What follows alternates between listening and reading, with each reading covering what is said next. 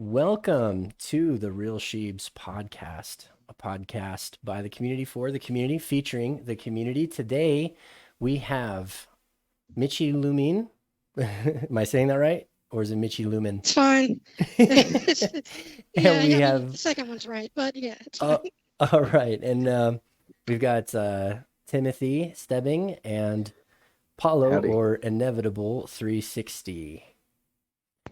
Hi, Bob. And together with me, I've got Slick Rick, or King Satoshi, my co-host here, and I'm Jimmy. And today we've got the devs. We're super excited. We've got a lot of topics that we wanted to cover with these guys, and tons of subject matter to go through. I want to thank all three of you for taking the time, all different hours. It was a act of God trying to get the time zones scheduled. I thought the last one was hard, but I think there's a little bit of time dilation with Inevitable, because it's always off by like 5 minutes. So I think a little wibbly wobbly, timey wimey stuff.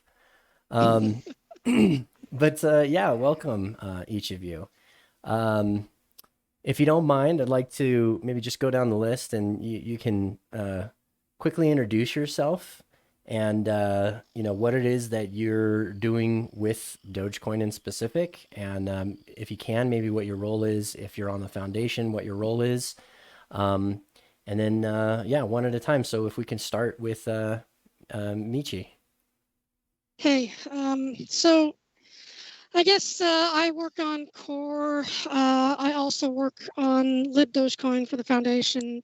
Well, and for everybody, I like to think. So I kind of go back and forth between them, sometimes both in the same day. Foundation, technically, I'm principal engineer, which means I guess I design technical ideas, but I end up doing a little bit of everything there. One of my projects is Radio Doge, which will hopefully extend Dogecoin past the typical internet and get the reach out of people with broadband access. So that's my big push. Very cool. Okay, so you're the principal engineer, which means you just wear more hats than the one that your puppet has on. It's usually that hat, but I guess I have more hats under that hat. It's kind of like a Russian nesting doll sort of thing. So cool. How about you, Timothy, or Tim? Yeah, no, Tim's fine. I was actually blessed with this title by Ross. I'm not really big on titles, but he was like, "You're the product lead." I was like, "Oh wow, what does that mean?" So mostly that's looking at Dogecoin as a product in the market and saying like, well, what can we do to increase adoption? And so really the trail map that we've set for the foundation to focus on is all around how do we increase utility. And so the projects, as you know, we'll probably talk about a bit later, are all really geared towards how do we expand the utility of Dogecoin so people can use it to buy and sell things every day, because that's what's going to drive adoption ultimately. That's, I guess, that hat that I wear, but day to day I'm working on the Gigawallet project, which is essentially like a payment gateway, and it's sort of like the kind of a back-end utility that you would drop into your infrastructure if you wanted to integrate Dogecoin into your own platform. So just say you were like some sort of big, I don't know, say you were Twitter and you wanted to accept tips for everyone, or you were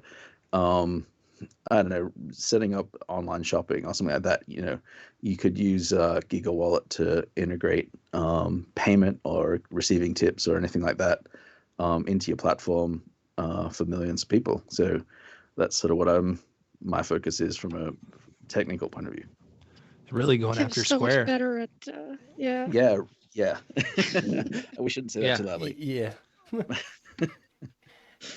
Allegedly. Tim, you're so much better at talking about yourself than I am. So. Oh, you did great. Come on now. All right. So, Paulo, tell us a little bit about yourself and what you're doing. Well, I'm the silly one. What I do, I mostly help on the websites, on integrating all the coding behind the websites, like the CBU design on the Dogecoin.com. Also try to make new things and show to the community, to share all developers to build new things, and hopefully we'll build some utility with Libdogecoin and also Gigawallet. Sorry, my pronunciation is a little different. I say Gigawallet. It's wonderful, I think. Yeah, you say it like It's you great. say it like Doc from Back to the Future. So Yes, that's why awesome. I love it. Wow, cool. And yes, that's it. I don't know anything else to add to the conversation, because Tim talked a lot, Michi talked a lot, and I do not talk. No, we want to hear your voice. I mean, like I can talk though a little bit to why when we saw Inevitable's work, we were all like, oh, we've just got to hire that guy right now. I think Inevitable is a dude who just appeared on the scene maybe a year or so ago and was like, I'm just going to do crazy stuff with Dogecoin. And really, when we looked at what we were trying to achieve for the foundation, which was expand the developer ecosystem to enable more people doing more crazy stuff with Dogecoin, it was like, this guy is really a showcase of everything we're trying to achieve. So like, can we just get him on board and just get him to do more crazy stuff? So hopefully, I think you were spot on, Paolo, at the start there. It's like, what's your job description? Your job description is just do crazy stuff and make Dogecoin really fun from a coding point of view. So he's the Willy Wonka of Yeah, the foundation. perfect. Well, without some of the evil overtones, yeah. Yes, he's not throwing kids down chutes or anything, but No. He's not the Johnny Depp Willy Wonka. He's the nice original one. Well, the Gene Wilder one, I mean, in retrospect, it's got a little. Well, yeah. There's a little bit of. There's a little bit. So it sounds like you three have a lot of like creative freedom to be able to incept like new ideas from inception to ideating to executing, pretty much. Like, do you ever have ideas where it just kind of gets shut down, or for the most part you're just, I've got something wacky and let's start doing it. I want to send Doge over radio waves, and or I want to start a Gigawallet, and it just happens. Gigawallet, yeah. I mean, for the most part, yeah, if it's not damaging. I mean, I think we've all been shut down on the way of doing things once in a while. If it's like, well, we get together and say, well, maybe it would be better to take a different approach than that.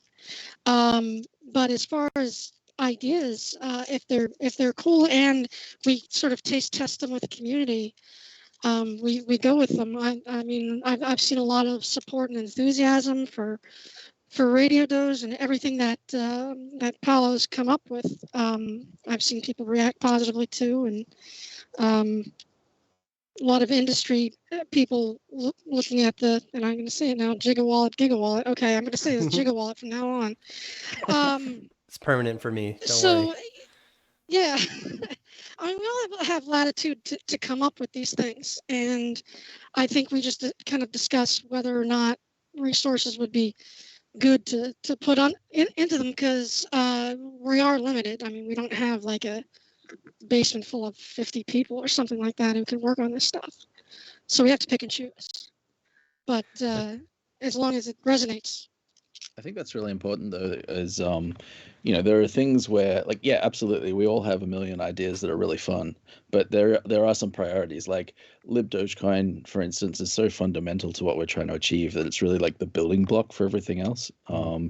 That we see, like, all of these cool projects building out of Libdogecoin, and whereas like Libdogecoin might not be the most exciting thing to work on, like Radio Doge is probably way more exciting. Like doing doing all these cool, crazy projects.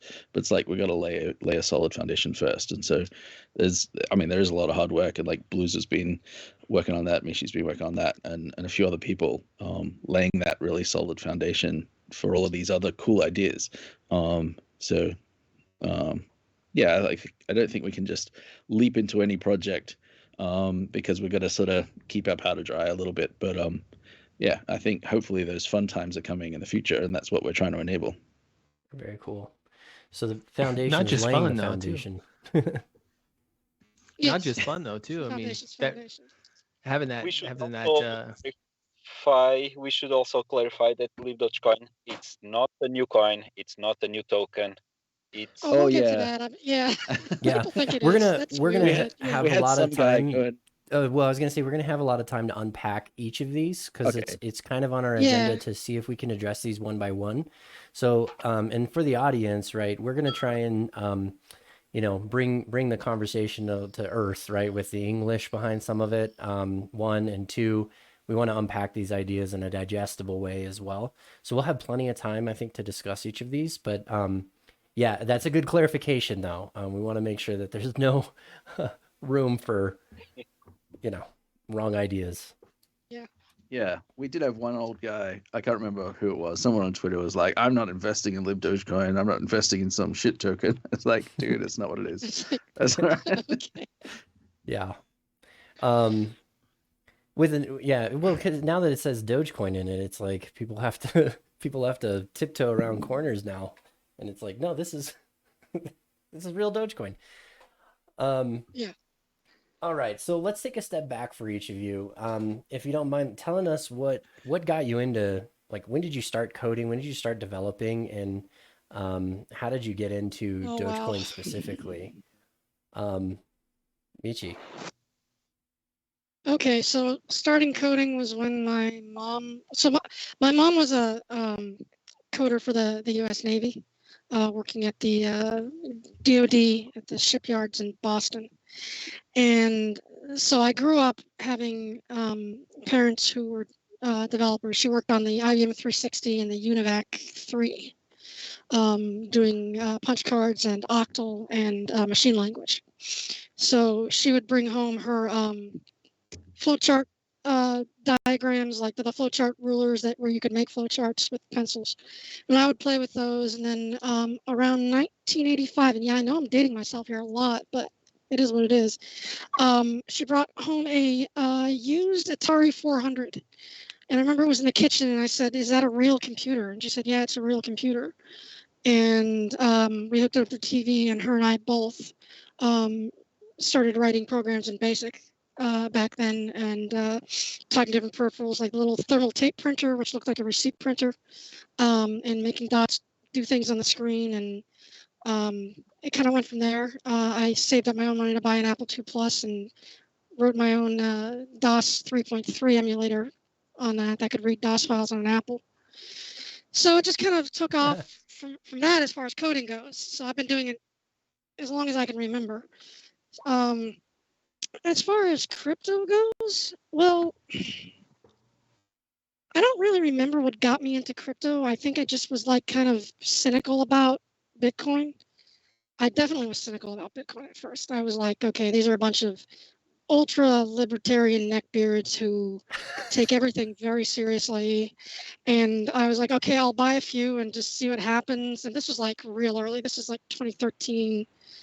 And I thought I was an absolute wizard because I sold something like 25 Bitcoin for a total of $1,200. I thought I was like, on, in Glengarry Glen Ross or something like that, just absolute financial wizard. And, that story tells itself. But Dogecoin, I was attracted to mostly starting because I did know Ross for a while. I don't know what's out of my throat there. I knew Ross from other things, and Dogecoin looked like it was not taking itself so, as I say, serious as a heart attack, and letting people get into crypto without making a giant commitment and play with it and tip each other and mess around. It was really lighthearted. and it had a position of not being the badass crypto. It was there was like back then there was Litecoin, pretty much Litecoin, Bitcoin, and a few other weird ones like I mean, I'm not going to say Dash is weird, but it was out there back then. So I started just kind of messing around with the community because there was a lot of memes and art and screwing around going on. But then bit by bit, I got into, you know, how it worked and making it work better. With Ross being on the dev team, I sort of slid my way into there because I had an interest and I wanted to help. I think the first thing I did was fix the paper wallet printing in 1.10. But I was hanging around the group a lot before then with Max and Ross and Sporklin at the time. So Awesome. I guess I just kind of organically took root in there. Yeah. I've noticed an interesting trend. Let's go through the rest of you and we'll see if this sticks. So Tim, how about you? When did you get into coding, and when and how did you get into Dogecoin? Well, I was gonna say in the 90s got into programming, but I realized as Michi was talking, like, no, the first experience that I ever had programming was in primary school. And I remember, like, I live in the country, like sort of rural area, and there's a little primary school up here that I was at, and I remember there was the teacher was like, the school in the next town over has got this thing called a computer. And so we all got in like the school bus and drove over there. And they had logo. I don't know, it made the little turtle go up and down and move around the screen. So that's probably my first ever attempt at programming, was getting this little turtle to move around. And actually how old were you at that point? I was in like, I don't know, I was probably 8 or 9 or something like that. Oh, bunch of prodigies. So yeah, and then they actually had that they had that hooked up to like a Lego Technics thing, so you could actually like pen Lego up, pen TC down. logo. That's what that was. Yeah. And Yeah. I just have this memory of, like, you know, drawing like little spirals and stuff like that, and so I guess technically that was my first ever programming gig. Cool. But then you know, I didn't really have access to computers growing up. I mean, like, I guess at high school, you know, we had word processing and stuff like that, you know, lent to touch type, Mavis Beacon's typing tutor and that kind of stuff. Yeah. But then it wasn't really till I got to uni and that I had access to like a whole lab full of computers, and like I wasn't even there doing a computer degree. I was supposed to be doing psychology, but someone corrupted me there. They were like, "Hey, there are these things called MUDs. I don't know whether any of you are familiar with MUDs, but they're like a text-based adventure game. They were really the precursor to MMOs back in the 90s. Yeah, so imagine World Like of Warcraft, Camelot? but it's all text. Yeah. Yeah. It's like Sierra games and stuff like that. Yeah. Yeah. Well, So earlier than that. I started playing those like in uni instead of actually going to any of my lectures. And that really threw me into programming. So a combination of that and someone who was just like, "Hey, do you realize that you can make your own website on like, you know, GeoCities? If you just right click and like cut and paste the code, you can modify it." And so I sort of taught myself, really. And then from there, I started getting more interested in that than my degree that I was doing. So I dropped out of psychology, and I got on. I was on a Linux users group, like a lug, and I just sent a message out to the local lug. And it's like, "Hey, I want a job in computers. Is anyone looking for someone who doesn't know anything? I want to be a programmer." And this guy was like, from a Linux consultancy in Melbourne, was just like, "Hey, come down and we'll teach you to program, and you can like get us coffee and answer the telephones, and we'll pay you some like sort of stipend." So I just quit uni and went and started there back in the late 90s. So and that was really cool. There were, I guess, as Michi likes to call a bunch of neckbeards sitting around in a Unix environment, Sorry. You know, playing with their token ring networks. But you know, it was a real learning experience for me. Got to do like a whole bunch of contract work, you know, really just joining in with other people on projects. And yeah, since then, just, I don't know, the last 25 years I've been working in IT. Very cool.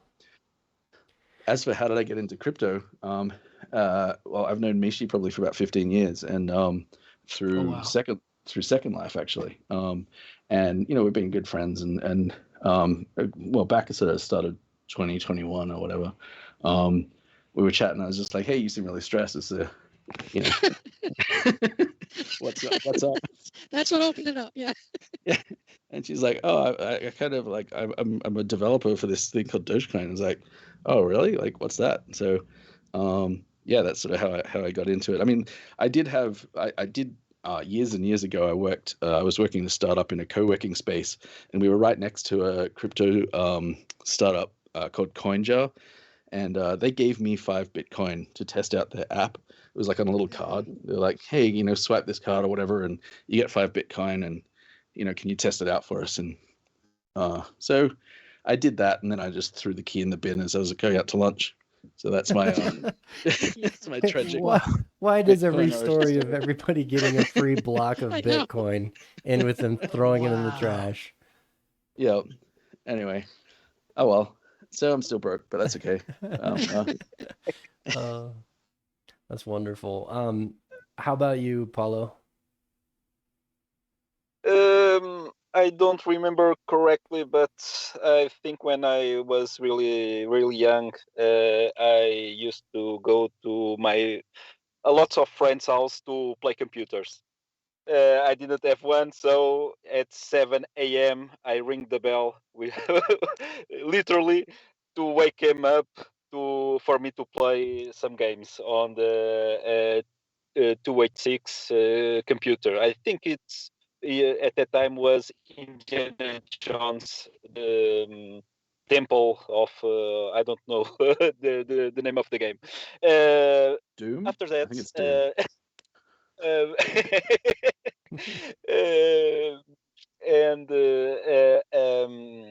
a security building nearby throw to the trash a lot of computers or parts of computers. And at that time, I never assemble a computer in my life. So I got a lot of pieces of the hardware, and I tried to assemble it at home, and I did it. For We the call first that time, dumpster diving, by the way, but that's okay. and I was so excited, but it didn't do anything. Only display the booting logo and did not pass from there. So I asked some friends to help me out to boot because the BIOS was corrupted at that time. I understand later. So they built a special 144 disk with the DOS, the OS bootloader. After that, I could boot the computer, and some friends borrowed me some old games. Not like Pong, but really simple games, and I start to explore how everything worked at that back then.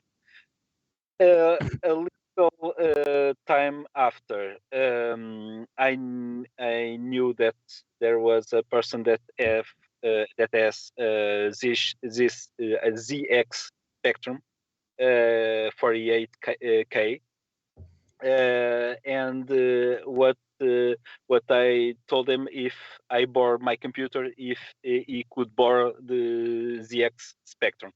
So he did it. He borrowed to me, and I bring it to my home, the ZX Spectrum, and he got the Pascal manual.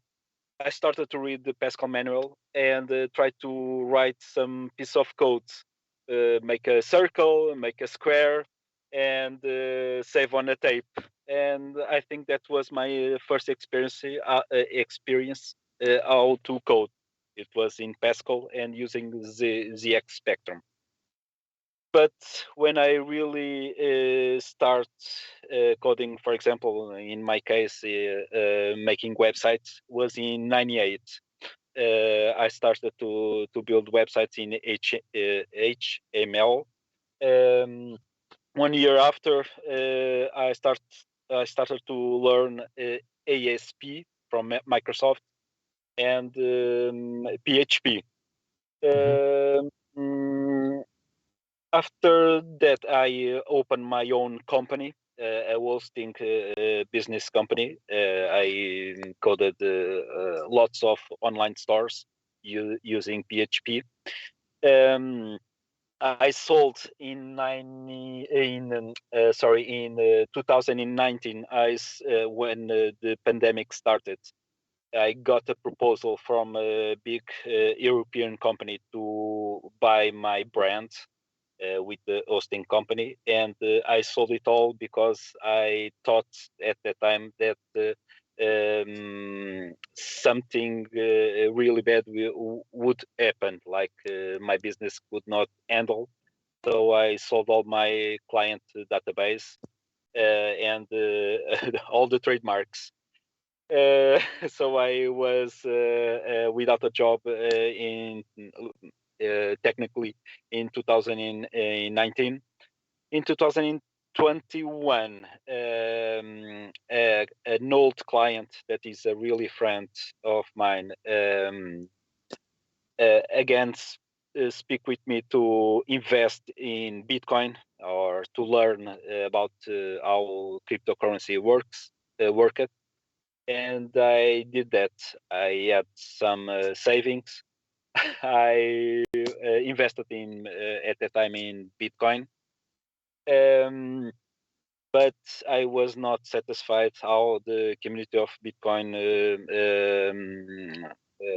interact with each other. And the Miami event in 2021 was the drop off of my investment on Bitcoin when I saw Max Kaiser shouting out Elon Musk, for example.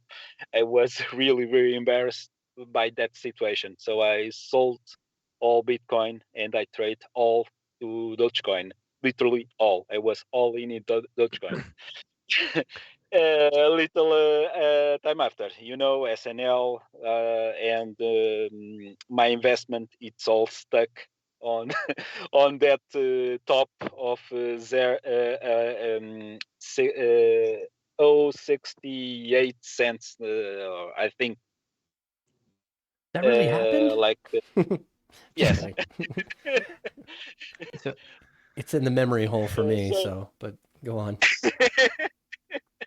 And after that, my personal savings were all gone. Until today, it's all gone. But I thought to myself, I have to do something to recover. And I firstly start to make memes. Nobody noticed, but Gary LaChance noticed my memes and asked me to make some memes also for the Million Doge Disco. So I did it, some memes back then. But I saw that the community needed more help. At that time was a little really strange for me because I was struggling to recover my investment, but at the same time I saw a lot of people sad because they lost everything. Lost, it's not the right word because it's only lost if you sell it. If you don't sell it, you never lost. The value is what you give to the investment, of course. exactly. So I thought to myself I had to do more. So I literally started to read everything about Dogecoin, blockchain, and how to interact and communicate using what I know best, that is PHP. And I did it. I asked Patrick help, Ross help, and they helped me to start to communicate with the Dogecoin blockchain. And was when I released the Doge nodes map that you see today. Was my first project, and it was really fun, and it's helping a lot. After that, I started, because it was really easy to make stuff with PHP. I started to everything that came to my mind to code things. And the rest of the story, I think almost everyone knows about it. It's I don't kind of know. fascinating. We will It's talk actually a kind of little bit. fascinating when you think about it. Uh-huh. I mean, when you think about, he built e-commerce websites, right, for people. And so you've obviously done a lot of payment integrations, and then you fell into Bitcoin, and knowing the cost of like an actual payment through a website, they're higher than if you pay with an actual debit card, right? Because of the online risk, right?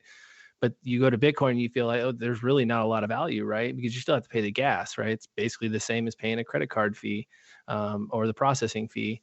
And then it's kind of weird how you've stumbled into Dogecoin. And like you said, you're like, hey, there's a lot of things that we could do still, and you've Yes, taken your experience and built on it. It's really cool to see you here. And I've seen what you've done for e-commerce, and we've talked about it quite a bit on this show. So yes. Let's see if I can come up with more things, more utility. Well, very More cool. Yeah, so one of the things I was saying a minute before was that I notice a trend, and that's a lot of people get into Bitcoin, or just into crypto through the headliners, right? And then they see how fun the community is for Doge, and that's a big draw. Um, and you three have kind of come across now. Tim, your situation is a little different, so but I've noticed that as a common theme, primarily through at least all of our guests so far have been that way, and a lot of the interactions I've had have been that way. So the draw is generally like, look how much fun this community has, look how seriously it doesn't take itself, and then we see issues with just the way Bitcoin transacts and the overall model of Bitcoin. And we see the Dogecoin model, and let's play around here. We have a sandbox we can play with. So Yeah. I'm seeing that as like a recurring theme, and it's actually pretty cool. I also noticed that the existing devs kind of onboarded you three, in some one way, shape, or form, right? So Michi kind of onboarded TJ, and the existing devs have onboarded Inev, and Michi, you got onboarded with Ross, and Max, and so forth, so forth. So that's really awesome to me to see like that welcomingness come from one dev to another, and the willingness to learn.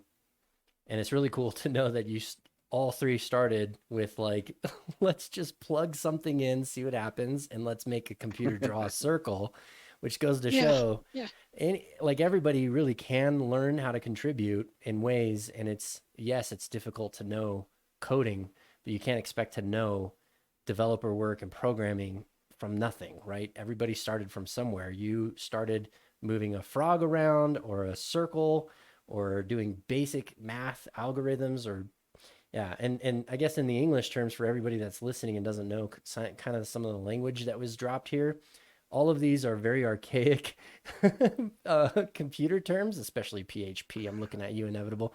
So No, we're talking about Pascal. It was not Pascal, it was Basic.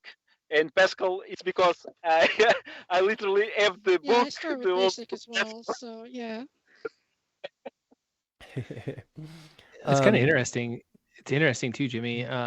Like Danny, right? You see all of Danny's cool gifts that he makes. He uses a really archaic software to do that, and everybody else really wants to learn. And now you see Minty doing those extravagant gifts, and other people now too. I think Michael SB, and so you see other people picking up and learning off of each other, and obviously working together and doing memes. Maybe they can't code, but they're contributing through memes and learning from each other, and it's cool. Yeah. Yeah, you can make a lot of things work if you just, apply the right logic, and you do things creatively. So, which kind of goes into another question. So, what's the difference between like a core dev and like a non-core dev? Does So anyone want core to pick that is up? yeah. So it is misconstrued a lot. I think people think that core dev means that you're like essential, like you're in the center of it all. That's not really true. What core is its own project. So you have Dogecoin Core, which is a Qt application. What is a That's Qt it's application, the real quick? so well okay. It's not all Qt. Most of it's C++, but Mhm. the Dogecoin Qt wallet, it's modeled after the same wallet that you see with Litecoin, Bitcoin, everything else out there. So Dogecoin Core is that application that includes a front end, a wallet, the back end, which is done through RBC. It fields RBC calls and the network stack for it and the protocol. And that's all done in C++. And when we say Dogecoin Core, we mean building that application, that being the reference application at this point. GitHub.com/Dogecoin/Dogecoin. So that's what Billy basically modified back in the day was Bitcoin Core to make it Dogecoin Core.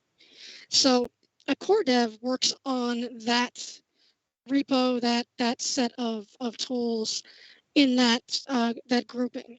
Qt is just a cross-compiling widget library to allow UIs on different platforms. So it's not really only a Qt app, but what most people see is the Qt front end, which I forget what it's called. It's owned by Nokia now. What Qt means, but it's a language. It's not really a language. It's an API to make UIs for different platforms, and that's why Dogecoin Core will run under its UI on Mac, Linux, PC, whatever, because it uses Qt to be and Qt and C++ to be cross-compatible. So core dev just works on that, and other devs work on things outside of core. The nomenclature came from Bitcoin. Okay. I tried to start the term ecosystem dev for everyone else, just so they had something to talk about. Ecosystem being everything around that. Okay. So if I were to kind of word this back, and again, for our audience, right, we've used some technical terms. API, when we talk about that, that's kind of like the connector, right? What connects these all together? It's the interface. It's the interface, right? And Qt Core Dev, that's when you download Dogecoin from Dogecoin.com, your wallet, the actual blockchain platform. Ecosystem Dev is we have all kinds of other stuff in development, right? So when we talk about Gigawallet, when we talk about payment platforms, when we talk about NFT potential, that kind of stuff, those are ancillary developments, and that's ecosystem. So really anybody could be a non-core dev or an ecosystem dev because everybody can be a core dev too, though. Okay, yeah. Which to me because all you got to do is right? Contribute. That's true. You can it is contribute. well. That's the GitHub thing. is open. Yeah. Core is. I mean, it is. It's been going on for a long time. There's a lot of depth to it. There's a lot of procedures that are really baked in, and you do need to know C++, and at least for the UI stuff, you need to know a little bit of Qt. So it is more advanced, but anybody can come in and raise a PR. And if it's a good idea and everybody's like, oh man, this is great, it'll get merged in. I mean, it happens all the time. Right. There's new Dogecoin core devs all the time. Yes. Isn't that how the naming nodes happened? Was that non-developer programmer who kind of put in a PR issue and yes, and I mean there's some caveats about that. I don't want to encourage that too much. I can talk about that some other time. I probably don't want to burn up time talking about it here, but it's considered bad practice to name your node currently for security reasons.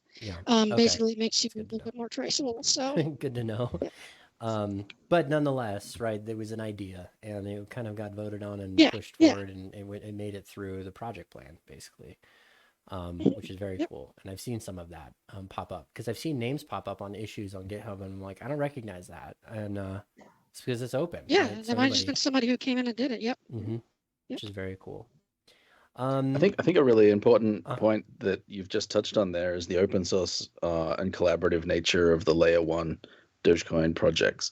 It's Right. that a lot of the original sort of crypto projects like Bitcoin and Dogecoin and things like that, people can jump in and they can become a developer. Like you don't have to ask permission.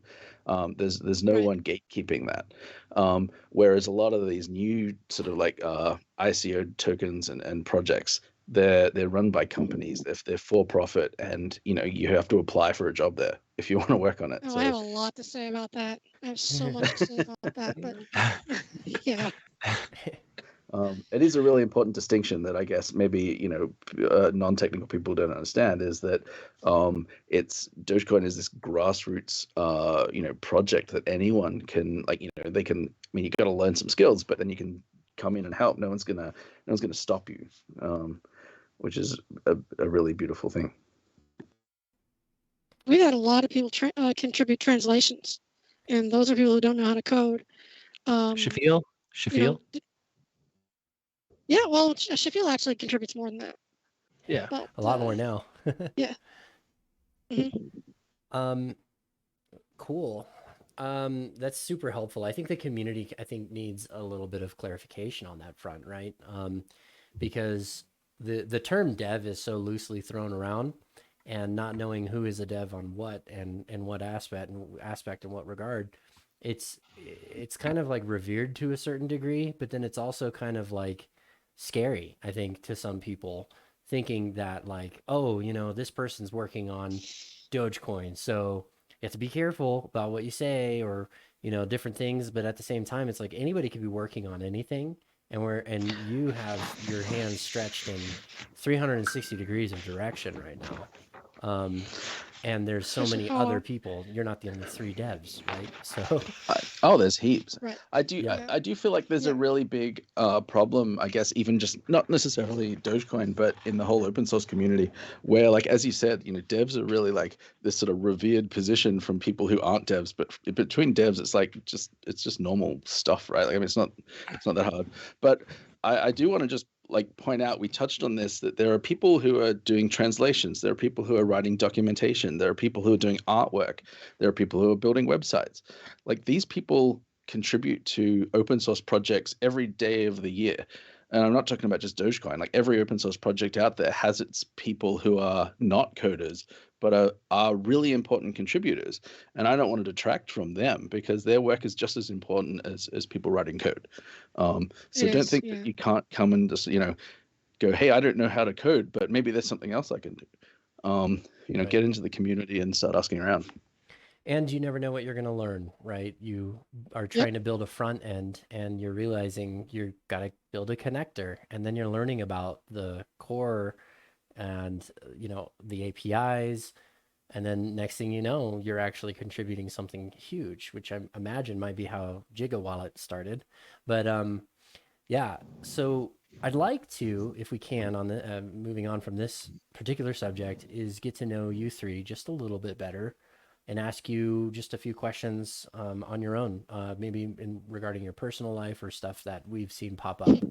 So let's start with TJ. Are you a camper? Are you a big camper? You seem like an outdoorsman. Look at your puppet. Lumberjack look. I do. I really love camping. I mean, it's a byproduct of the fact that I love bringing people together into communities, and so I do that everywhere, not just online, but personally as well.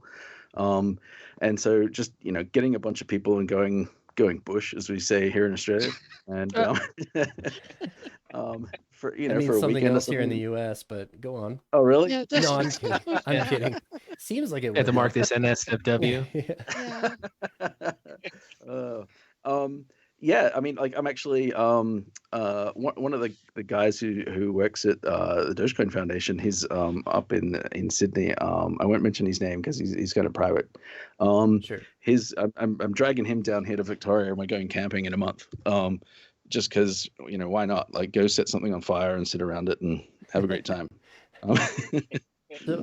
So what's the best place to visit? If we're American and we're visiting, what's the best place to go? Is this the place that you're taking your pal from Sydney? Oh, I mean, sure, it's a beautiful spot up in the hills. But there's a lot to see in Australia. It's a really diverse country, similar to North America, I guess. You know, we've got every type of environment and climate, and I don't know, biome if you're a gamer. I'm in Arizona, so we have the biodome. So yeah. Yeah, Great movie. Great movie, by the way. Yeah, so there's like heaps to see, and you know, it's a dream of mine to one day be able to drive around this country and like see a lot more of it, because I don't know, when you're raising kids and working, you tend to stay in one place.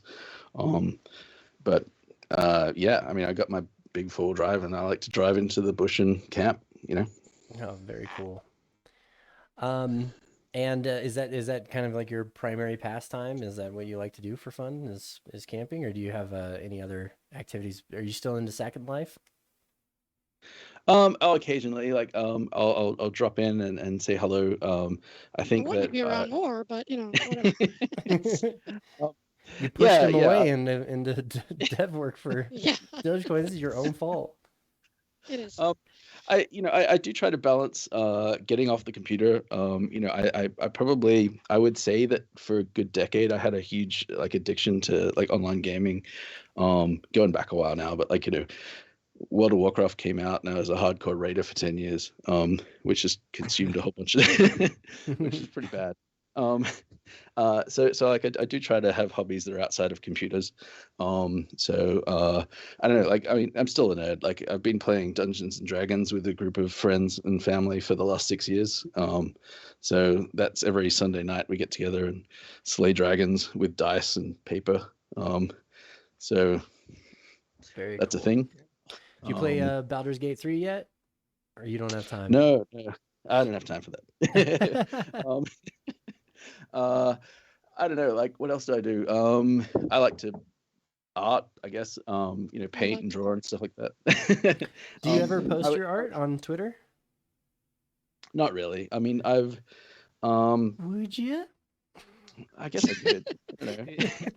Yeah, I didn't even know that about you. I didn't know that Um, either. Now I want to see. well, I mean, fun story. I was actually originally, like, when I was in high school, I wanted to be an artist. I'm doing air quotes now. You can't see them. I wanted to be an artist, and then so I was actually getting ready to go into like fine art at university. And then at the end of what we call year 12, which I think is high school for what you call high school. That was Yeah. college for me. College? Is it college?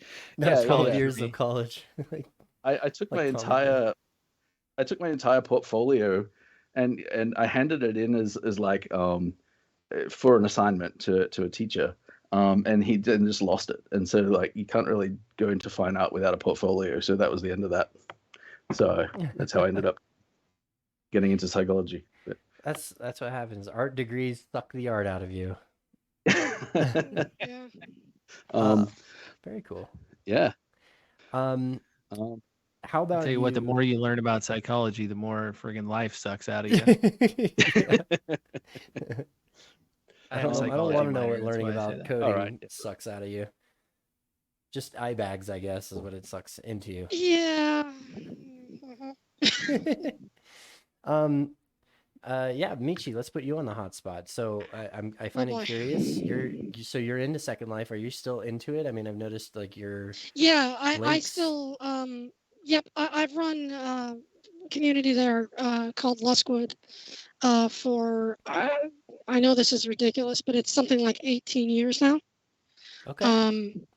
And it's still been in use and popular that whole time. We've had more popular times, but I've been running communities for a long time and solving all the problems that come into communities, a lot of Interesting. social issues and stuff. So I'm not only tech. I also kind of do like working with people and interpersonal stuff. So community building and maintaining that kind of thing. Okay. So yeah, I've done that for a very long time. And What is I'm Luskwood a reference to, if you don't mind? it's not really it's not really a reference to anything most people would get. So Linden Lab, the company that runs Second Life, named all of their servers after streets around their office, and one of the streets was called Lusk. And we started by building a forest in there called Lusk, and everyone's like, why are you building trees? Why aren't you building shops when you can make money? And it's like, you're wasting all this land by building trees. It's like, well, yeah, I like trees, so I'm building trees, and you can cope. And then people started coming to hang out in the forest, hang out in the trees, and it was like an Ewok village. And people liked it, because they could get away from all the boxes that were going up and the spinning ads and stuff like that. So it just kind of like on the side got called Luskwood, and it just stuck. So It's like your own version of the metaverse. Well, I mean, Second Life was early metaverse, yeah. And I mean, right now you see the comparisons going on with Mark Zuckerberg's thing. Second Life looks a lot better than Mark's.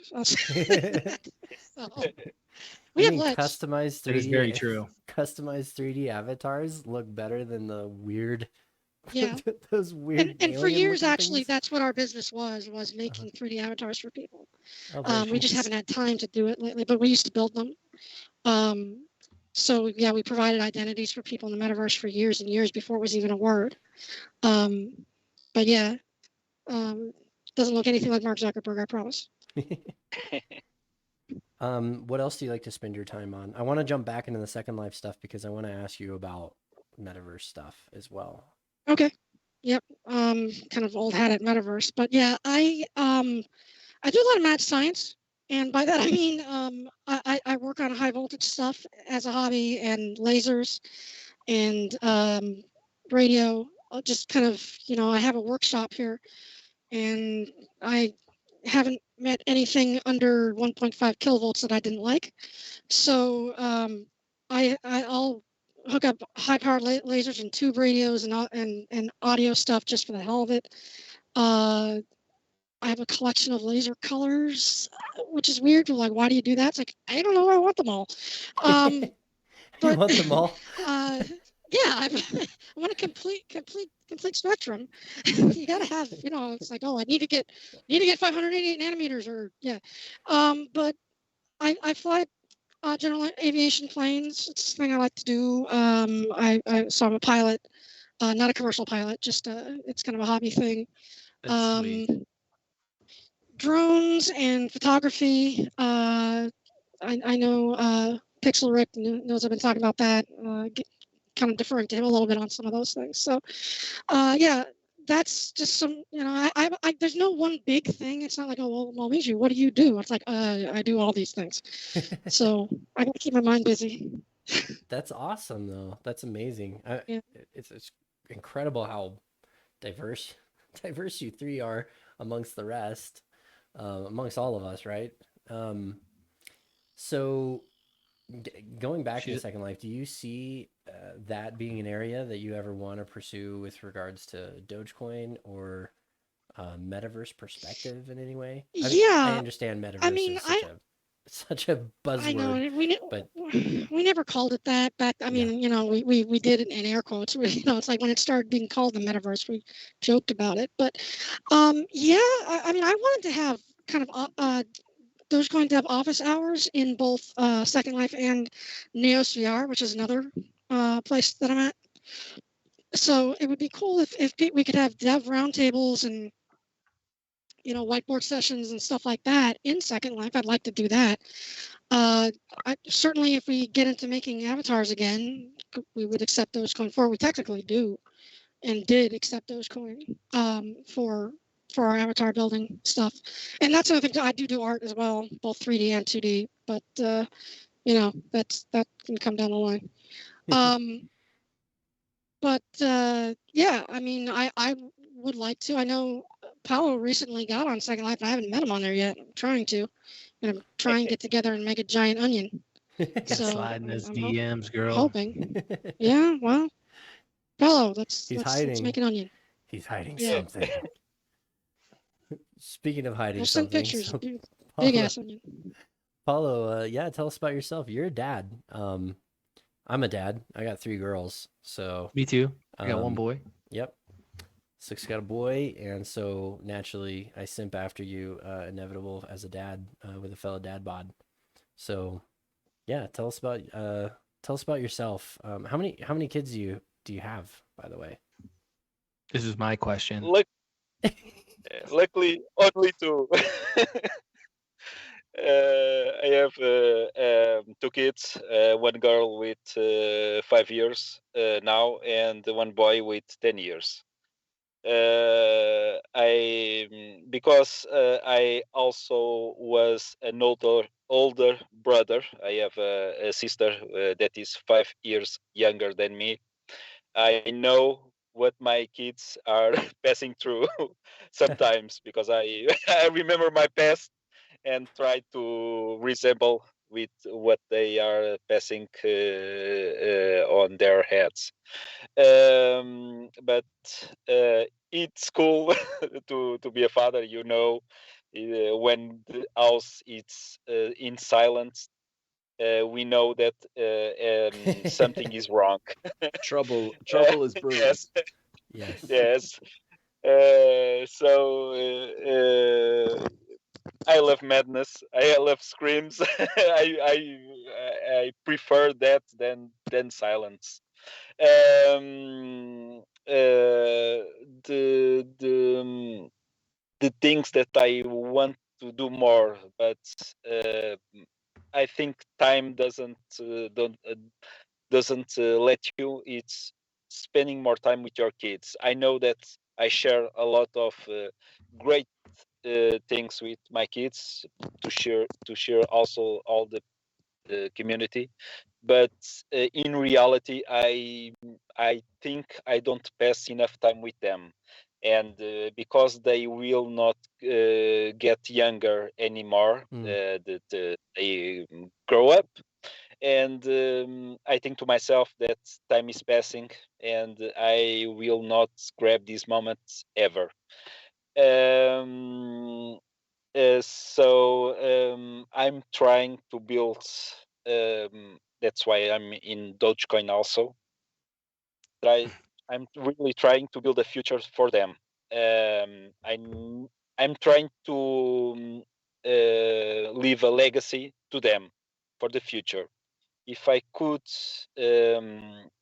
show to the world that Dogecoin can help a lot of people, and for example, I see because of the pandemic, a lot of stores have closed, and some that are struggling every day to keep open. And sometimes I talk to them in Portugal, and they said that for example, the bank fees to them to accept payments, electronic payments by card, it's too high, so they cannot accept payments by, for example, by cards, debit cards or credit cards. Right. And I think Dogecoin can help also them. Absolutely. If That's that exactly why I thought you got into Dogecoin and fell in love with it. And then I found out you bought Top and you've been holding on and building since. yeah. I'm like, it's because I he did- understands. He sees it. He's felt the value of it. I got a question for you though. You obviously you're talking about leaving a legacy behind for the kids. Do you teach your kids coding? Is there any like project that you guys are specifically working on, or like dreams or anything like that that you guys that maybe could leave a stamp on, like with a project as you teach them? I think that's a good way to get them a future job too. I'd love them to be a coder also, but I think it's better them to choose what they feel like. Um, when I was younger, because my father was a bakery cook, that's why I make cakes. I know because of my father.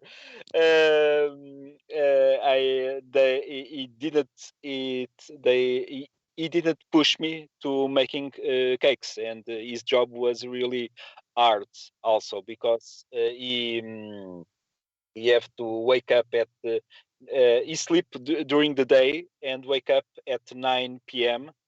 And I only saw him in the other day at more or less at 11 a.m. And after that he get home and sleep. And for many years was like that. I never saw my father awake, for example. Sounds like programming though, right? Oh yeah. So I nothing's grew up changed.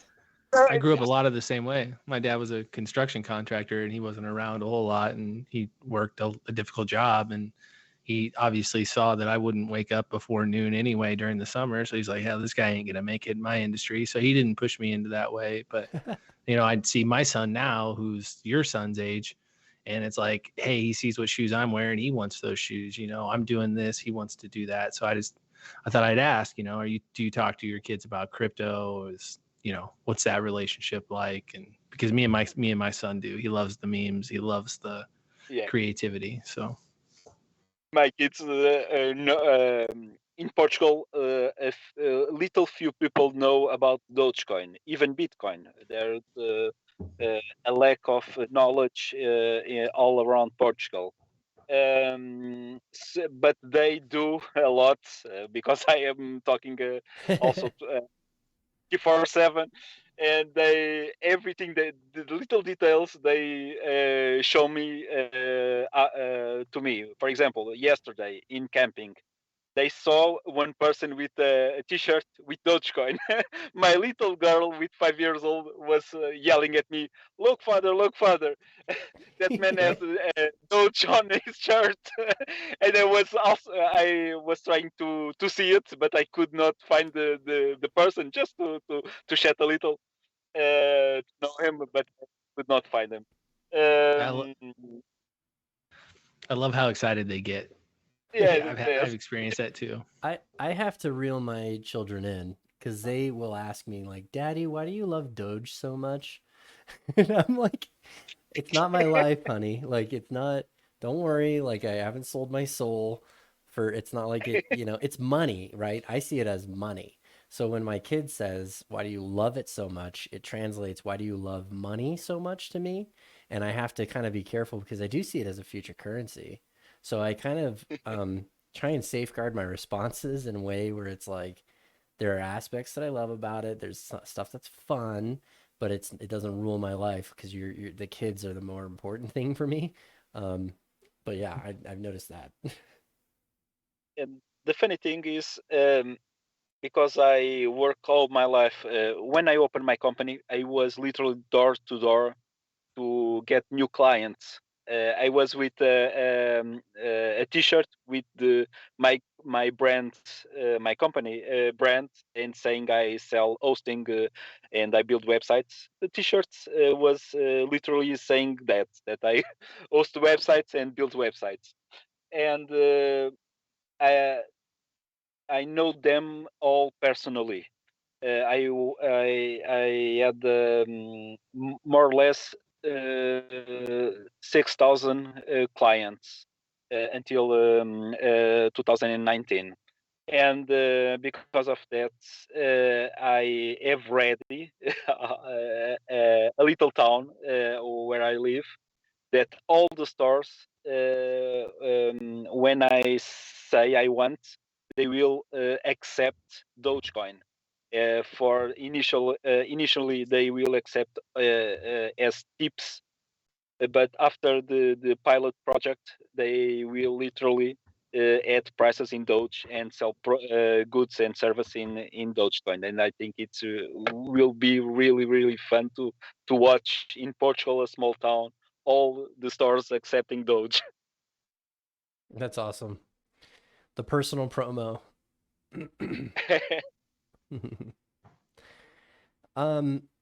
You're the king of touch grass, I feel like, from what I'm seeing. You actually, TJ, you're pretty close, but Inevitable's always posting selfies like he's out in the world. So what do you like to do for fun outside of all the stuff you're creating? Me? Yeah, Inevitable. Well, Dogecoin. I do this for fun, really. You live it, you breathe it. Yeah. It is fun, I right? can't do anything else. I know that's the strange feeling that when I started with Dogecoin was for making more fiat money.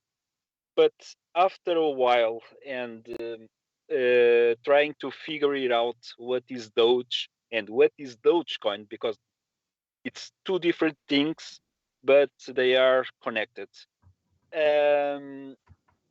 we find a lot of good people. We find a lot of different emotions, and I cannot explain in other words. You have to live it and stick for a while, because if you are only in 1-2 months, you cannot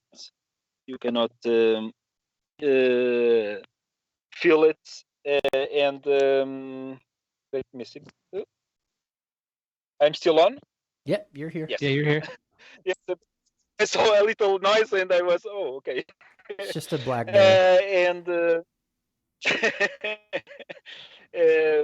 So I was saying that you have to feel the community, and because I think I feel that all the things I do, I really literally do just for fun. Like for example, the NFT that I sold. I'm really loving. I love to give all the Doge that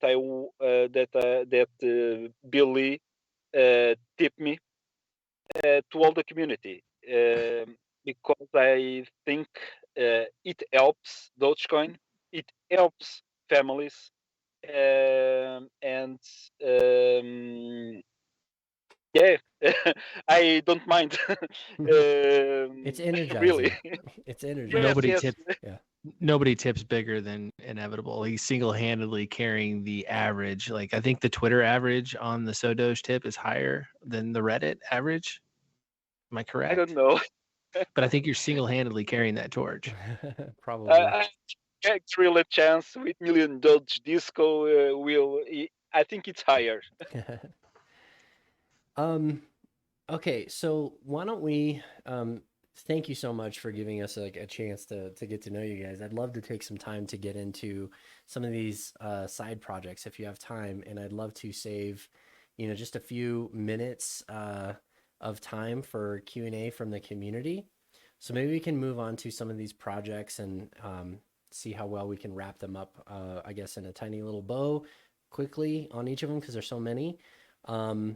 And go through some of these. I have a list that I'd like to go through on these, like I said, ancillary projects that you're working on. So starting with Libdogecoin. That's thrown around pretty broadly, pretty quickly, and like fast, I should say, through Twitter and Reddit. A lot of people, I think, don't know what it is, how it works, why it exists, what's the purpose, what's the utility. So if any, maybe whoever's working on it most is willing to jump in, or whoever's, most excited about it. Sounds like it's the foundation groundwork that's like, it's going through some tough points, but let's hear about it. Well, I mean, yeah, whenever you're developing something like this from nothing, it's tough. Libdogecoin is a library written in C, not C++, but C. And it is designed to allow programmers and developers who aren't familiar with the blockchain and aren't familiar with the technical aspects of Dogecoin to add Dogecoin to their applications. So it doesn't need to run alongside core, or you don't have to install any prerequisites. If you want to make an application that engages the Dogecoin blockchain, you basically import Libdogecoin and start throwing it commands, generate an address, generate a transaction, send the transaction. All you have to know is how to call those commands. So you don't have to know, block heights and how to calculate fees on your own and change addresses and how to generate a hybrid deterministic address and all that. We do that all for you. And a lot of that can be done with core, but you have to do it through remote procedure calls. So you have to have core running, and you have to have an RPC interface, and it's set up as an RPC server and send TCP/IP commands back and forth. And it's complex and it's multi-part. Whereas with Libdogecoin, we're focusing on making it simple, where it doesn't have a big learning curve. If you know how to send and receive Dogecoin on Coinbase or something like that, you should pretty much know what commands you need on Libdogecoin. Also, we want to make it compatible. That's why we stuck with C, so that we could build this on IoT devices, integrated, embedded chips. We've tested it on ARM Cortex chips and Raspberry Pis and stuff like that. So we want it lightweight as well and compatible.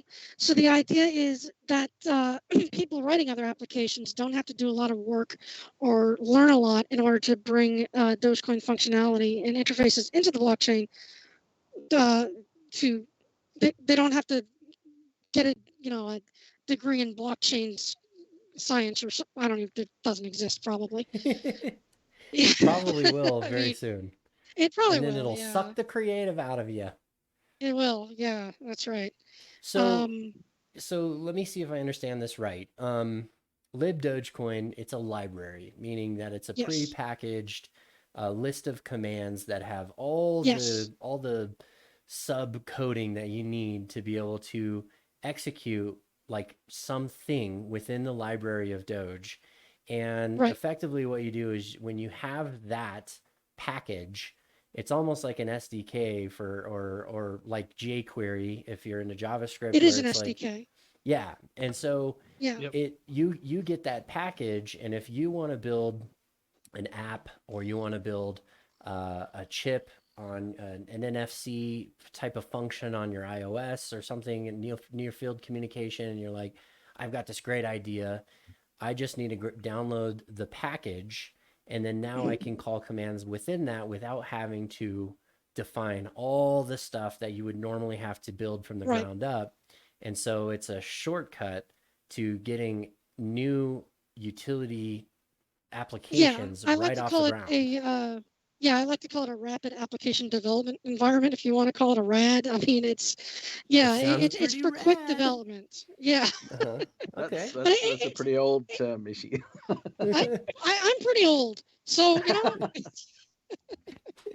Aren't we all? Yeah. I mean, I'm pretty old. Probably. I'm not as old as you guys. Yeah. Gotta go watch my stories. Stories.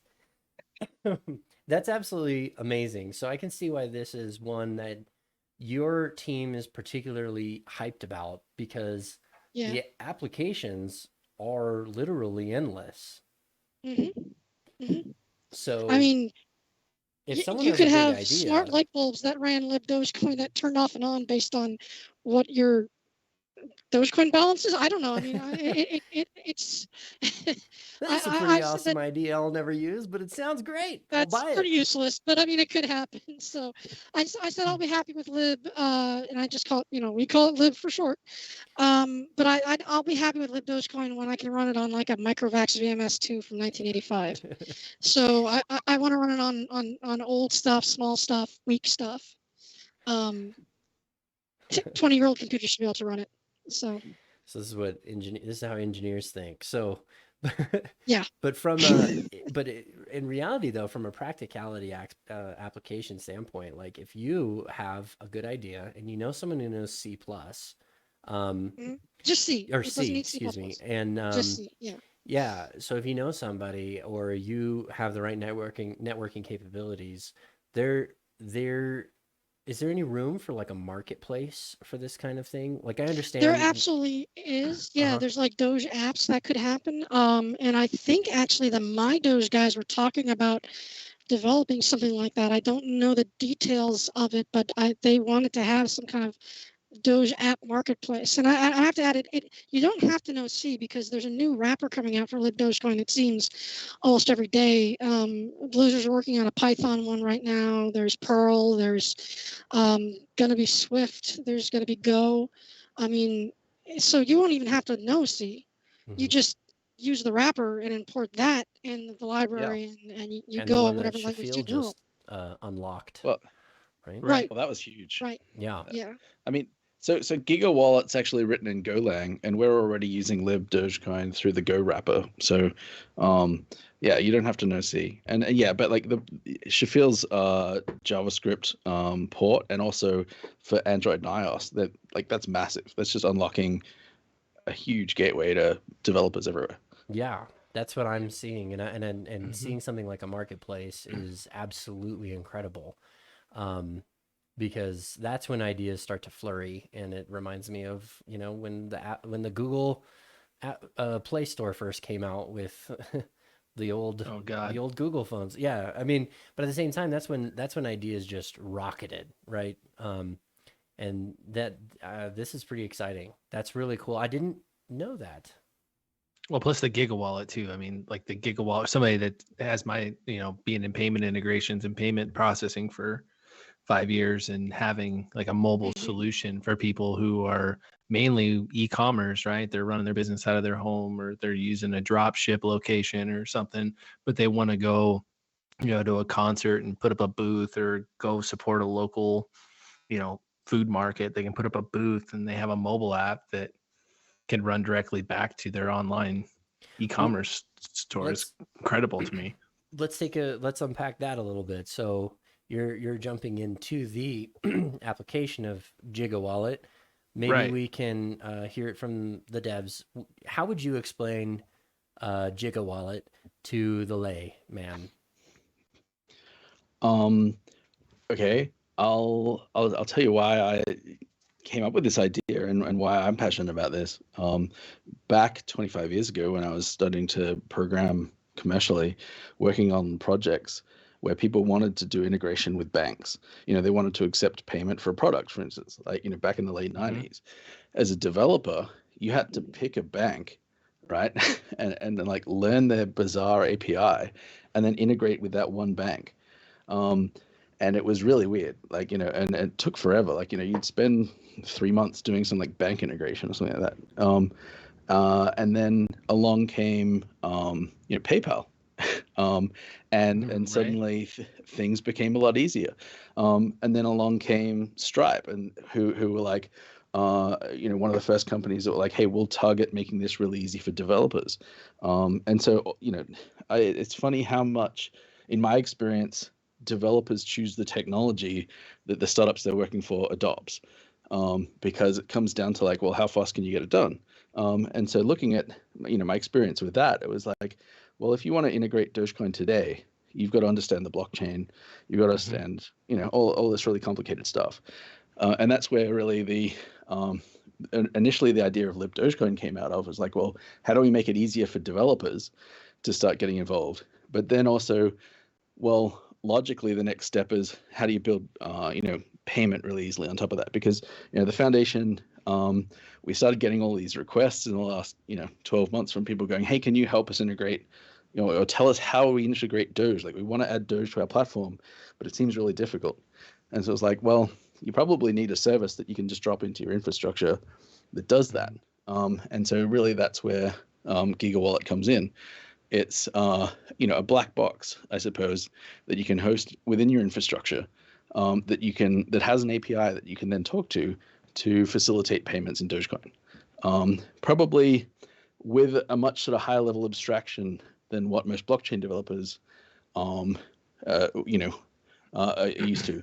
So we've got things like in Gigawallet we're working on at the moment, having things like an invoice, which is a list of items that you purchased, and that's linked to an address that you can then get paid to, so that you can actually reconcile your payments at the end of the week or whatever.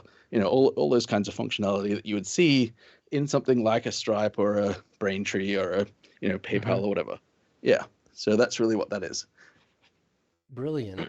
That's Yeah, this is an Jimmy. Yeah, so area. you could add to this. Yeah, this is an area that I'm We like talk about really. this stuff all the time. Yeah, I'm pretty excited about this particular one because enterprise resource planning is like my area of business that I've been in for years now. And so I get excited when I see application that in the crypto space. Namely, obviously with Dogecoin, the transaction speed is so promising in this area. And I think of that in combination of what Inevitable discovered with OP return and IPFS and stuff like that. There's so much potential on this front from running a business platform. And it sounds like you're setting the stage for future currency in more ways than Absolutely. I've ever seen before. Well, Um, that's the plan, right?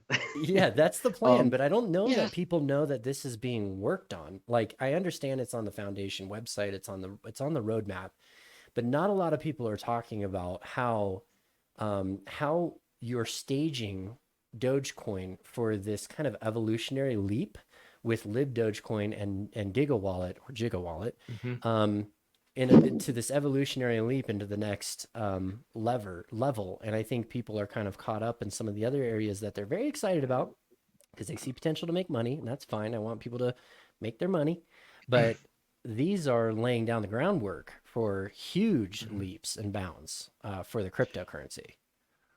I think probably going back to why I believe in Dogecoin is I'm a big I didn't realize this actually until I started getting into Dogecoin, and it gave a name to a lot of the thoughts that I have just about life in general, which is this idea that I look at history and I look at how things have become more and more centralized over the last sort of 100 years, or since the Second World War, really, and community has been deconstructed and we've been pushed into the center. And so a lot of my passion around decentralizing those things, like you get me around a campfire and I'll talk to you about how we should be decentralizing our power generation and and our food production and all this kind of stuff. Mhm. And so decentralizing your currency is a really big part of that play, and I think that it's going to make a healthier planet, healthier communities. Putting control of finances back in people's hands, and so a big part of Dogecoin for me is this push to being a decentralized currency for the world, for humanity, because I think like I'm not an American, but I've been reading what's that guy's name? Thomas Jefferson. I think he's like a president of yours or Yeah. something. Yeah, that guy. Not anymore. Not anymore. Maybe he's dead now or something. Yeah, he might be dead. Yeah. Yeah, but he was like really anti-centralized banking, and he made all these predictions. It's like if we adopt centralized banking, like money's going to get pushed up to the wealthy, and there's going to be all this bad stuff happen. And it's like, well, all of these predictions kind of came true, and I've been reading a bit about that, and I'm like, well, obviously, if you want to repair that, you need to reverse that process. Yep. It And it's opens the door for manipulation. yeah, It it does. absolutely does. We're seeing it Um, happen right now. We saw it happen in 2016 too. Yeah. And so I look at decentralized currency as a mechanism to put control, or decentralized control of the uh, and I guess this is where probably some people go, oh, well, you just want a lawless society. It's like, no, I actually believe in regulation. I believe in laws. I believe in taxation, right? Because that's how we have thriving countries. Um, but I don't believe in centralized control of the issuance of currency. And I think that that's where I think a lot of these cryptocurrency projects, which started out with that as an ideal, have kind of, taken the carrot of making a lot of wealth, and forgotten the original purpose was to be a decentralized currency. And so, why am I so bullish on these sorts of projects, as you said, who are really paving the way for widespread market adoption of Dogecoin as a day-to-day universal currency? It's because I see that as being a lever we can use to solve a lot of problems in the world. Mhm. That's fascinating. Absolutely, especially for small business. Small, medium, and large. I mean, the way that Yeah, the for way sure. that it's being built, yeah, small, medium, and large. Very small. I mean, this is done at the transaction level. It could be done with just widgets, Yeah. I mean, you talked about the speed of Dogecoin being very fast transactionally. I think that there's a thing where people don't really understand, but like when you tap your credit card to buy a coffee or something like that, the person who's giving you the coffee isn't going to get that money for 24 hours, right? Because Yep. we talk about layer 1 and layer 2. Well, like layer 1 in fiat is really slow. I don't know whether people really know that. Right. Yeah, They feel the swipe and they get their product and it feels fast, Well, but it's crazy. going So through tons of stuff. It's being it's broken crazy. down So into a million pieces and put to bed. when you actually do the Dogecoin math, is faster already. Yeah. Yep. when you actually backtrack the math on like a hot dog stand or like a coffee stand, and somebody goes in and swipes a debit card for $5 or anything pretty much under $25, that hit to that small business is a lot bigger than what the actual interchange rate is of 0.05 and 25 cents. It's actually bigger than that because the margin, their margin's so small. And so if you think like 35 cents on $7, that's a huge chunk, right? So it's actually it kills businesses to go in and pay with debit cards at that because of the bank's fee, the actual This bank's is why, fee for that. like, I talk to business owners in my country, and like, people give a small business a bad rap because they're like, oh, like everyone likes dealing in cash, because they like to evade tax. It's like, I mean, sure, like that's a little bit of it, but I actually think it's not so much. I just want to evade paying tax, so I want to take cash. It's like, no, I just don't want to pay the majority of my profit to a bank, Right. because that sucks, right? Like, so Dogecoin is right now so much better, like orders of magnitude better for the vendor, right? Yeah. And so there's some criticism that like, well, but it's not as good for the customer because you got to wait for a minute. So you got this like 1 minute lead time before you get the first block, and no one wants to be sitting around waiting for a minute before they get the coffee. But there are solutions to that too. So Man, we're 20 years removed from writing checks. yeah. Right, and a lot of that is covered up right now. I mean, even the speed of those transactions settling in the fiat networks, they're just glossed over right now to make it look easier for the consumers. It doesn't actually settle that quickly. Exactly. Yeah, and that's the thing. And I mean, like, one of the things that we want to mess around with Gigawallet is instant payment. And so you look at Bitcoin and things like that, and they've gone with like a Lightning Network approach to doing instant payment. And like, I don't think there's a problem with that. I think it's a good solution. It's an innovative solution. But really, what that's doing is it's providing a short-term loan to cover the gap between the payment and reconciliation on layer one. Now, I've got this theory, and I've talked about it a little bit on Twitter, that I think we can probably, with Gigawallet, we don't need to do that, because if you look at credit card systems, the risk is already on the vendor, right? Like, you got chargebacks. If anyone's gonna cop it and like lose out, it's going to be the person selling you the coffee. It's not going to be Visa. It's not going to be MasterCard. Especially if the price drops, you got a double negative. Oh yeah. If you're talking about Yeah. And that's a big one. That's a huge one. That's the big holdup for any business, I'd imagine. Yeah, and so like I said, the improvement for the vendor in adopting Dogecoin is so huge already that I think that I actually believe that we can put a little bit of risk on the vendor, because they've already like saved so much by moving to Dogecoin, of saying, will you, for a really low transaction value, like say you're buying a coffee for, I don't know, what would that be, like 50 Dogecoin or something like that? Are you willing to, if Gigawallet can confirm that the transaction is good, it's likely to go through, that they have money in their wallet, you could configure your Gigawallet to say, hey, look, I'll just accept instant payments for under 100 Dogecoin or something like that. Yeah, and then you get that speed. Now, the chance that that's going to be defaulted on is incredibly small, like really, really small, if we've already pre-validated on our side, not on the network, but if we've made sure that that transaction's okay, that they've got money there, it's all going to be good. We can say with, I don't know how many nines of assurance that that's going to go through. And if it doesn't, like, maybe you've lost a coffee, and maybe you can tweak that setting, and maybe you're like, hey, if I'm selling a Tesla for 190 grand, like, I want 6 blocks of confirmation. You would think that would, you think that they'd be able to offset that, you know what I mean, with their taxes, as like they should be able to offset that, right? Because they're offsetting their payment processing for a Tesla. But go ahead, sorry. Yeah. Well, exactly. That's it. So have it on a sliding scale, like have it dependent on how much you're paying, because, like if you're sitting around waiting for Tesla, you've got a minute, right? But if you're waiting for a coffee, you want to tap and go. So I think that we can build in something that is maybe not technically perfect as say a Lightning Network, but pragmatically and practically just as good, and in fact 1,000,000 times better than the current fiat system. So That's what I'm looking at exploring with a Gigawallet. That's awesome. So you say proof of stake is the better way long term? That's That's touchy.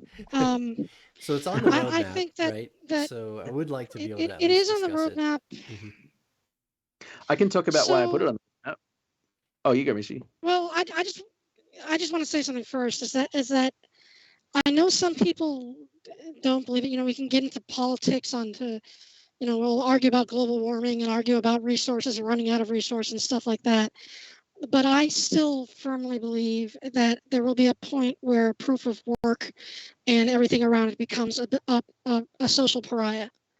And that time may not be now, but there is going to be a point where it's going to be soundly rejected by everyone.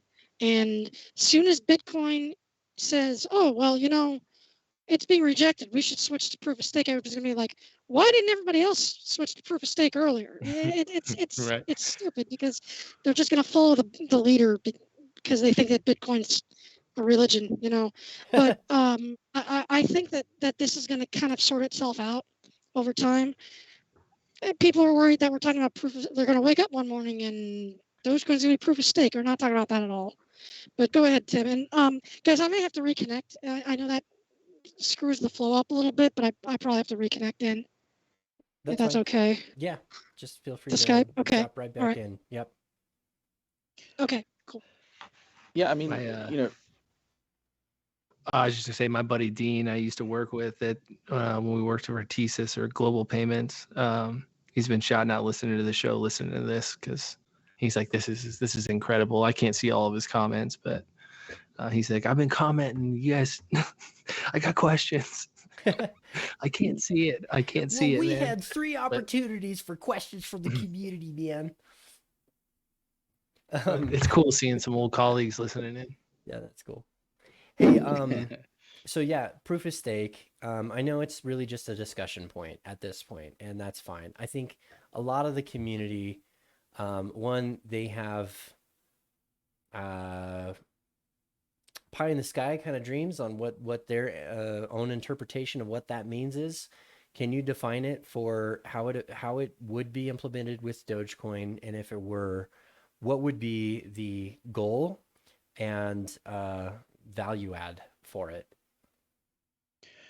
I can't talk about how it would be. I can talk about how we are talking How about we want to see it. Yeah. Yeah. Because I guess the major point that we want to stress here is it's not up to us.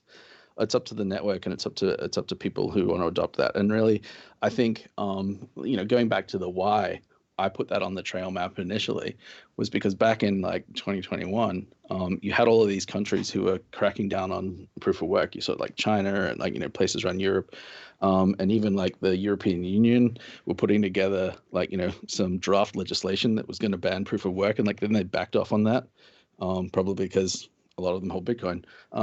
But you got to look at the writing on the wall, and you go, it would be negligent not to have a plan B, right? And that's really where that line item on the roadmap or the trail map came from, was like, if country after country are starting to ban proof of work, and that's backed off a little bit now, but if you're seeing that, should you not have a plan for if that became a global phenomenon? So that's really where that came in. And it's not something that we're working on. Like, no one's writing code on that right now. But we just said, hey, let's put some ideas on paper, or what might that look like? And I guess, again, this is just spitballing ideas. But one of the ideas that Michi and I started throwing around was, well, what does Dogecoin mean? What's Dogecoin primarily been used for in the past? What's the ethos of Doge, like the doing the good every day? And how could you build that fundamentally into a proof of stake blockchain? And so we started talking about the idea that Dogecoin is for the little people.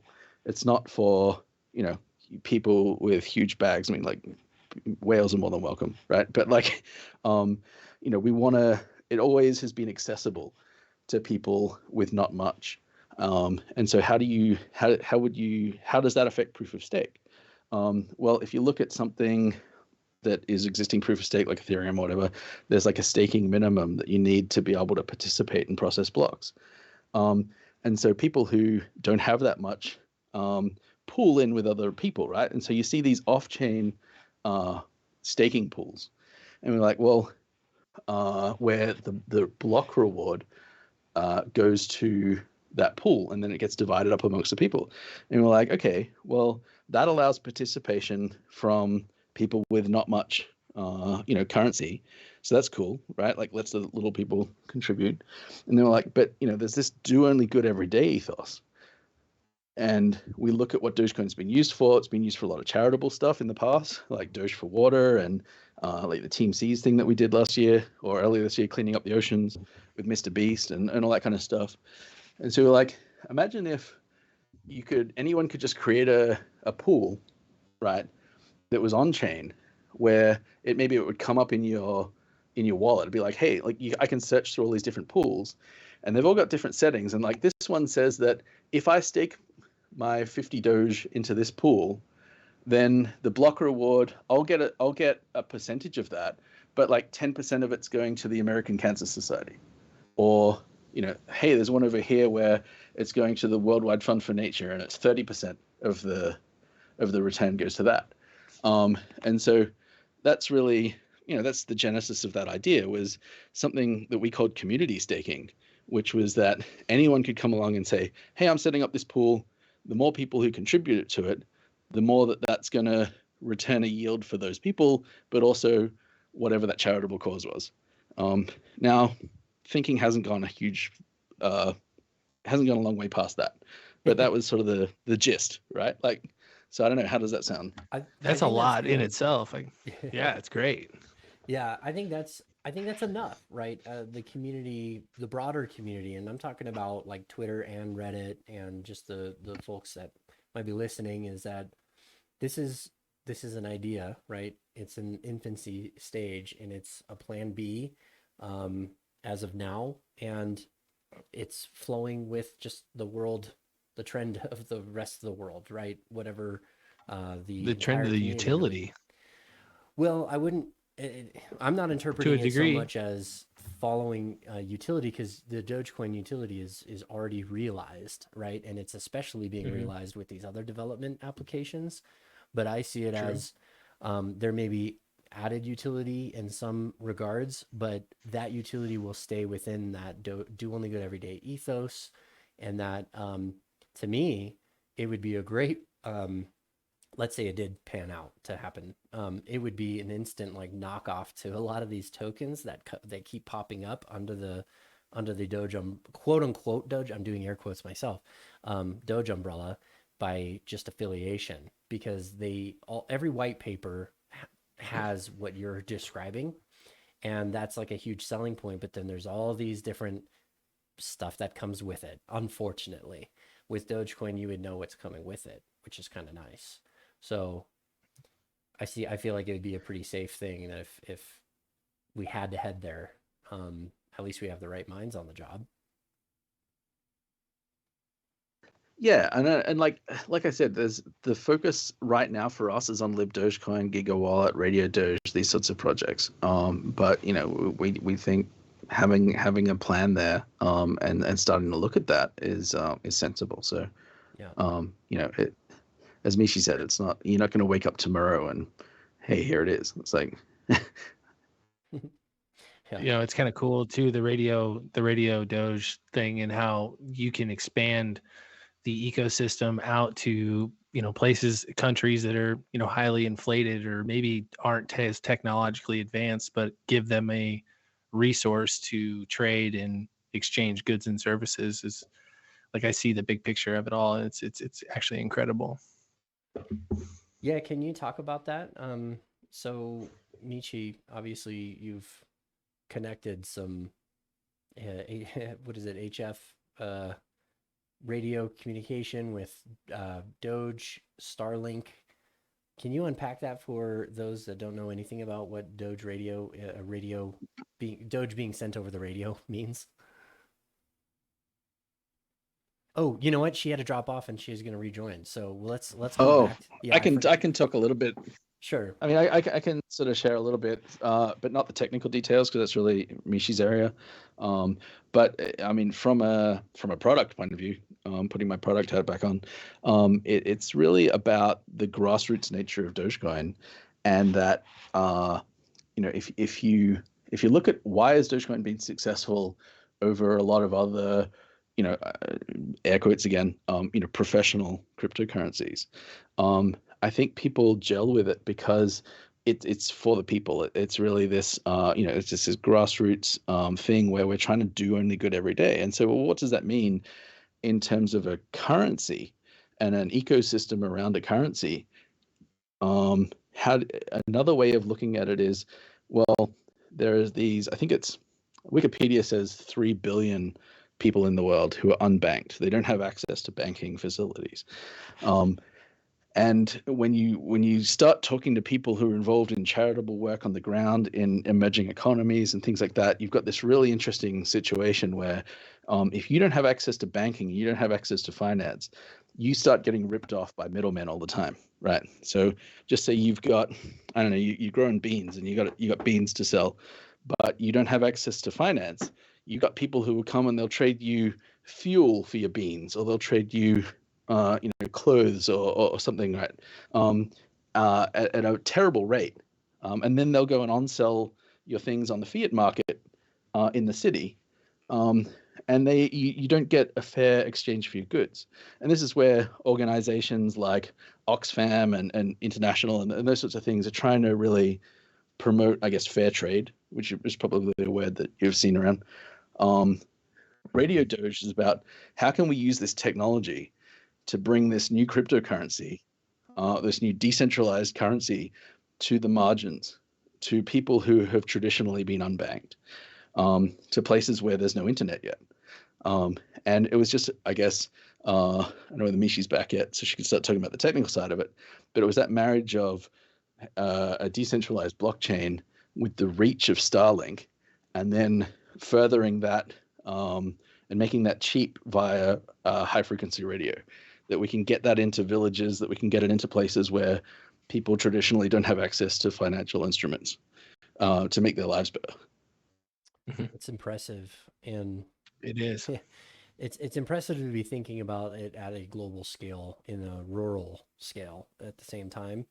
And to me, I think that's overlooked broadly, probably by, centralized new cryptocurrencies that are coming out because they're commercialized, basically. So the goal is to get adoption from people who have fiat. So in this case, this is a very interesting perspective that I've only seen in Doge. Perhaps it exists in other realms, but this is very unique to Dogecoin. That's very promising, and it gives me a lot of hope on the do only good everyday ethos that we were talking about. How, like, I know Michi's not, she might be struggling on getting a good connection. Maybe one of you can answer, and then we'll move on to another subject and maybe come back to this. But what are the, I guess, what are the ways that you could bring it in without, if they don't have internet, if they don't have computers, are they going to have cell phones? Like, how is this going to end up connecting to transact and maintain a wallet without those added bits of technology? One of the really important things for me is doing this in a way that's not demeaning to the people that you're trying to help. I think that, I mean, like, I've been involved in charitable stuff in India and stuff in past, not with Dogecoin, but like, other parts of my life. And my wife is from Africa. There's a lot of times where people in the West will go in with a solution and go, hey, this is going to solve all of your problems, and just like dump a bunch of tech on people. And firstly, they never asked for it. Secondly, like, there's no support for it. There's no deer in the headlight. Yeah, exactly. And it's like, we don't want to do that because, firstly, that's just a jerk sort of white knighting sort of attitude to how you solve the world's problems. I tend to come to at this from if you're going to, there's that old saying. It's like, you give a man a fish, he'll eat for a day. If you teach him to fish, he'll eat for a lifetime. It's like, we don't want to go in and say, like, here's how you do this thing. Like, some global not-for-profit, like, buy a bunch of this hardware and put it in, and, like, there it is, and the network's there. We want to go, no, here are the building blocks. Like, here's the schematics. Here's how you can build this yourself and deploy it in your own community. And if you need help, ask for that. Because one of the things that I see often getting overlooked by not-for-profits who sort of parachute in to these sorts of communities is you actually disempower the local people who would have the ability to build that themselves.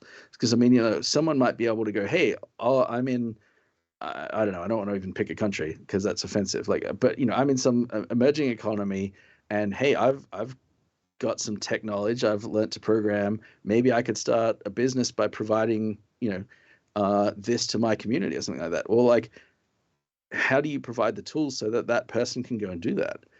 Because that's further embedding that in that culture, that because it's come from within, it's not pushed down from without. And so it's going to be a really delicate thing where we want to be like, hey, here's the tech, and here's how we've tried it out, and here's how we're starting to work with some people to build that up in their own communities themselves. So it's not like, they're leading it. So you're not teaching a man to fish who doesn't eat fish. Yeah. So, I mean, we're software developers and we're nerds. Like, we're not experts on the ground in, in a third world country. We need to partner with people to do that. And so as the tech continues to develop, we're going to be looking for organizations or people who want to try this out on the ground. And hopefully, by making sure that it's all open source and like open hardware, open source, all that kind of stuff, people can go, hey, look, I've seen it work here. You tried it out over here. Well, hey, I've implemented it over here too. And really, that's the same with everything. Like, even going back to Libdogecoin and Gigawallet and all of those things, it's like, how do we provide building blocks so that other people can build the next layer? Because a lot of, even going back to, like, other cryptocurrencies who are trying to do similar things, it's like, you're one company, maybe you've got 100 devs, I don't know. You're not going to build an entire global financial system by yourself. Like, this is going to take the whole world. So how do we provide tools that allow the next 10,000 people to build their own features? And Radio Doge is part of that. That's awesome. I love that. That gives me a lot of hope. How does it say powered? I think Michi's got designs that are like solar and battery or something like that. She collects lasers, so it's in the right hands.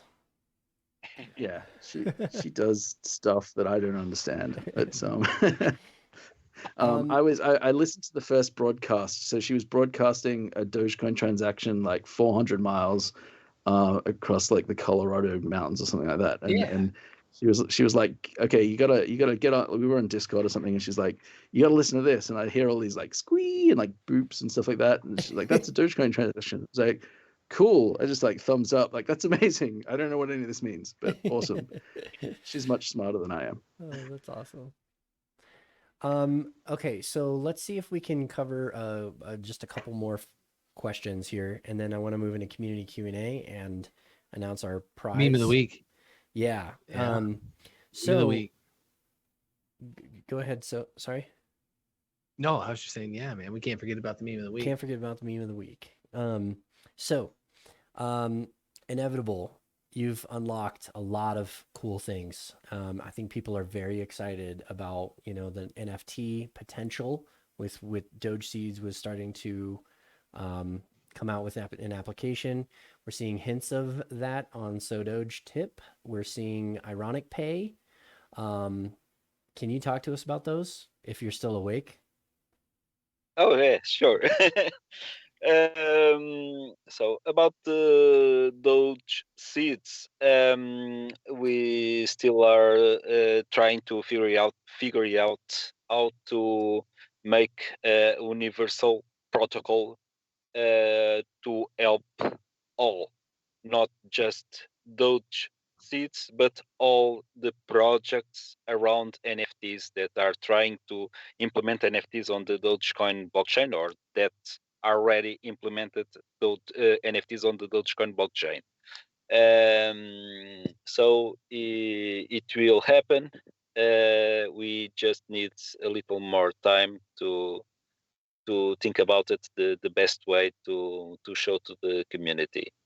About I think it is worth mentioning, Paolo, that what Paolo's talking about there about like a universal protocol is because while he was experimenting with NFTs on Dogecoin, there are other organizations out there who have done this, who are doing similar things. Like Doge Party's got a really big community around NFTs on Dogecoin, and so this is really like if you can describe how you put NFT onto Doge, it's a bit like you can take a dollar bill and you can write a message on it, right? That's probably a good analogy for how NFTs on Doge work.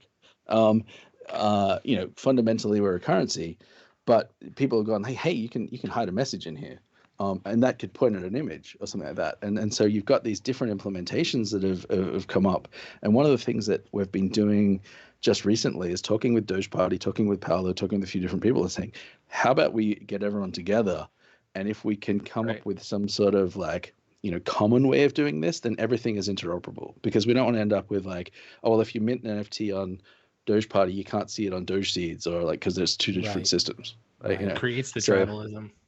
Yeah, exactly. So, I mean, it's early days, but like, how do we at least have those conversations? And my hope is that we can agree on some sort of commonality there. And then I think there's a lot of power in that, because, if you've got everyone who's building NFTs, or like, I just call it data, right? Like everyone who's trying to put data on the blockchain, if they can come together and say, hey, we've got this protocol standard, and like, hey, op return is only 32 bytes. Maybe we'd like it a little bit bigger. We can put a little bit more data in there. If everyone is in alignment on that, they're going to have a much better chance of getting that through to people who are, working on the protocol. So, so you need to build an OpenSea for Doge. I'm not going to do that. Someone could do that. It's a need. It sounds like. I mean, it's not central. Centralized is such a dirty word, but it's a central platform for which everyone can kind of collaborate their.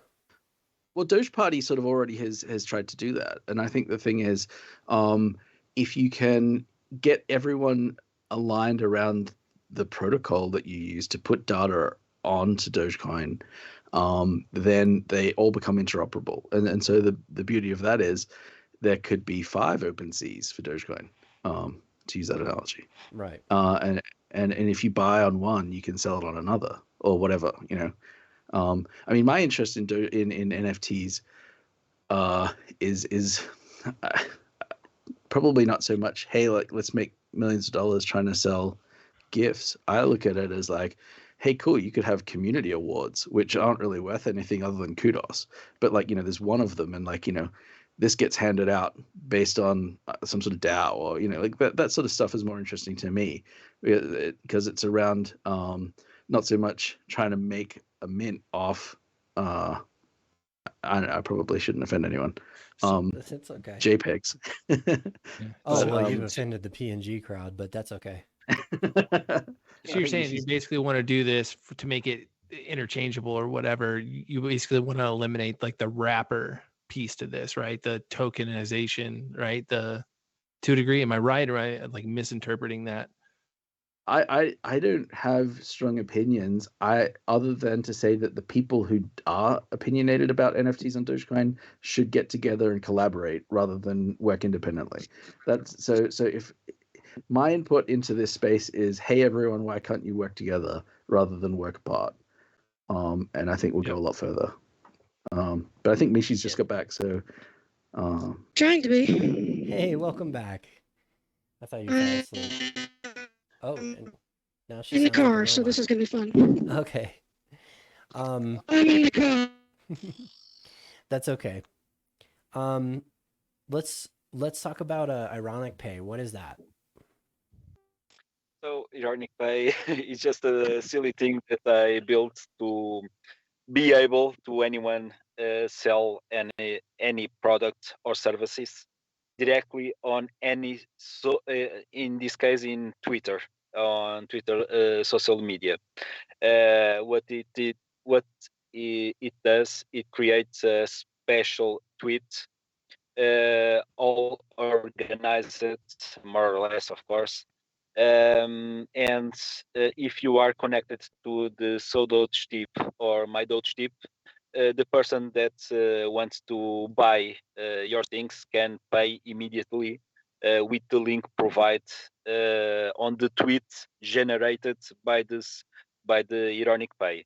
So it's really simple. It was just a funny way for people to sell things.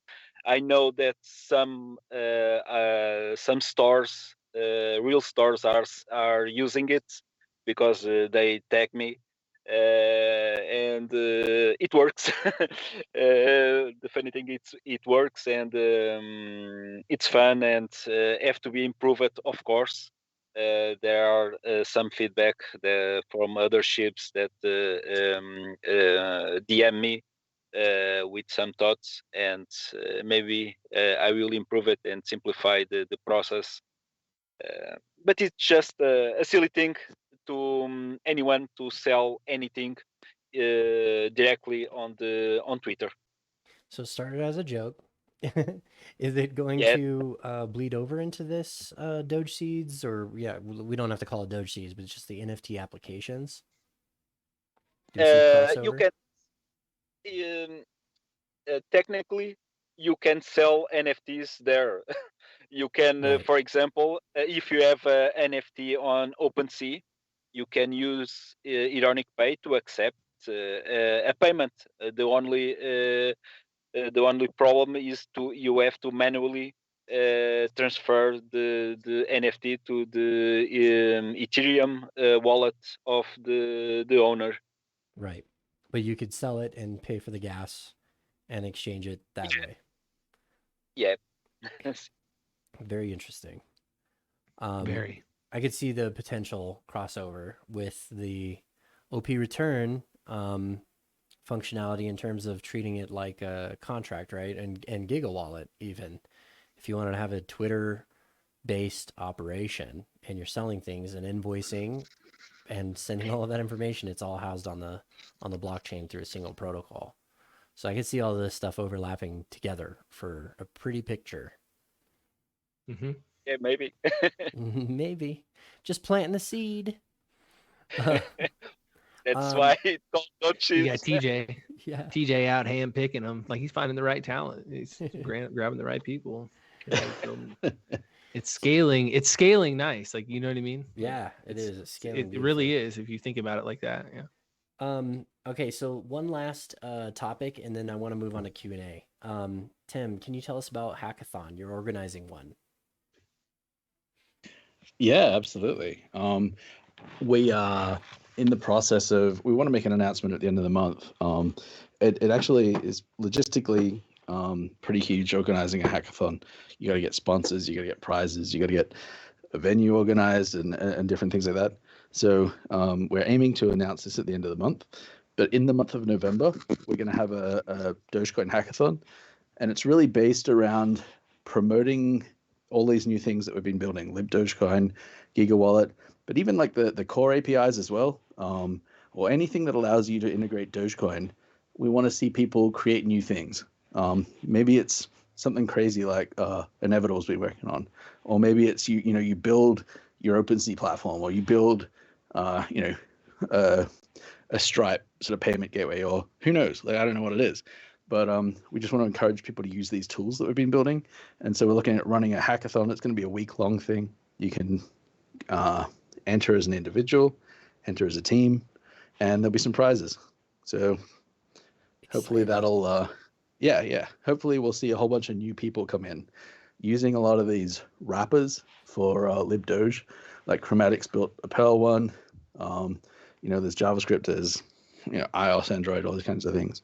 We just want to see what people will build with these, and really hope that will accelerate the development of the Dogecoin ecosystem. So I'm gonna have to outsource someone for my idea, but I'm gonna win. Go for it. God, that term ecosystem gets thrown out a lot lately. It does, but this is a true ecosystem, and this is right for sure. Yeah. Yeah, Libdoge is freaking awesome. Okay, so let's go into some community Q&A, and then we want to announce our meme of the week, which I'd love to pick it together. So maybe we can open up the thread and just kind of cruise through some memes. I know my favorite, but we'll pick one, and we're going to hand out a Trezor Ledger at the end of this podcast. So if you guys are game, I've got like 6 questions, 7, 8 questions, and we can probably rapid fire them pretty quick. So on Reddit, I can try. Am I in connection range right now? You are. Yeah. I mean, are you guys hearing me now? Yeah. Okay, cool. Yeah, you're good. All right. So you Command Chimp Reddit user is asking, what are your plans to increase Dogecoin confirmation speed without resorting to an L2? Why do you guys think this would be preferable over to BTC Lightning? Which you kind of answered it, but maybe you could kind of iterate it. High level synopsis. I think Anyone TJ else really want to take talked that, about or this one. Yeah, I mean, like I said, I think there's absolutely people talking about building Lightning networks on top of Dogecoin. I think that can work really well. And I don't think we need to have one solution. Like, we can have multiple solutions. I think that what I talked about earlier around allowing instant transactions through a payment gateway that puts a small amount of risk on the vendor, but even someone could commercialize that and then cover that risk. Like, I mean, that's essentially what Visa and MasterCard do. Like, someone could grab Gigawallet and say, hey, look, we'll give you instant payments, and if someone defaults, we'll pay that out. But there's like a reinsurance. Like, yeah, exactly. All that stuff can happen. As for the increasing the block speed of the network, I mean, that's got to be by consensus, right? Like, and it's already the fastest network. Agree. Yeah. Well, people are going to say, well, no, there's nano, but whatever. But as far as this style of network, yes, it is. What a lot of people don't realize, though, is actually to, like, say 4 or 5 confirmations, it's pretty quick. There are a lot of exchanges have their confirmation limits set to absolutely wild amounts, like 80 confirms, which I think is overkill. So I mean, the time to first confirm is actually, I've seen it happen under a minute, depending on how you get in. So it just, if you can get into a block that's on its way out, it can actually be fairly quick. It's just a matter of the risk tolerance for double spends and stuff like that the end user wants. And for small amounts, it really doesn't have to be that many. If you get 5 confirms on a small amount, that's a few minutes, and there's not a big risk there. Yeah. Okay. I'd almost be willing to give you my wallet to use it. If you want mine, it's going down every day. Just kidding.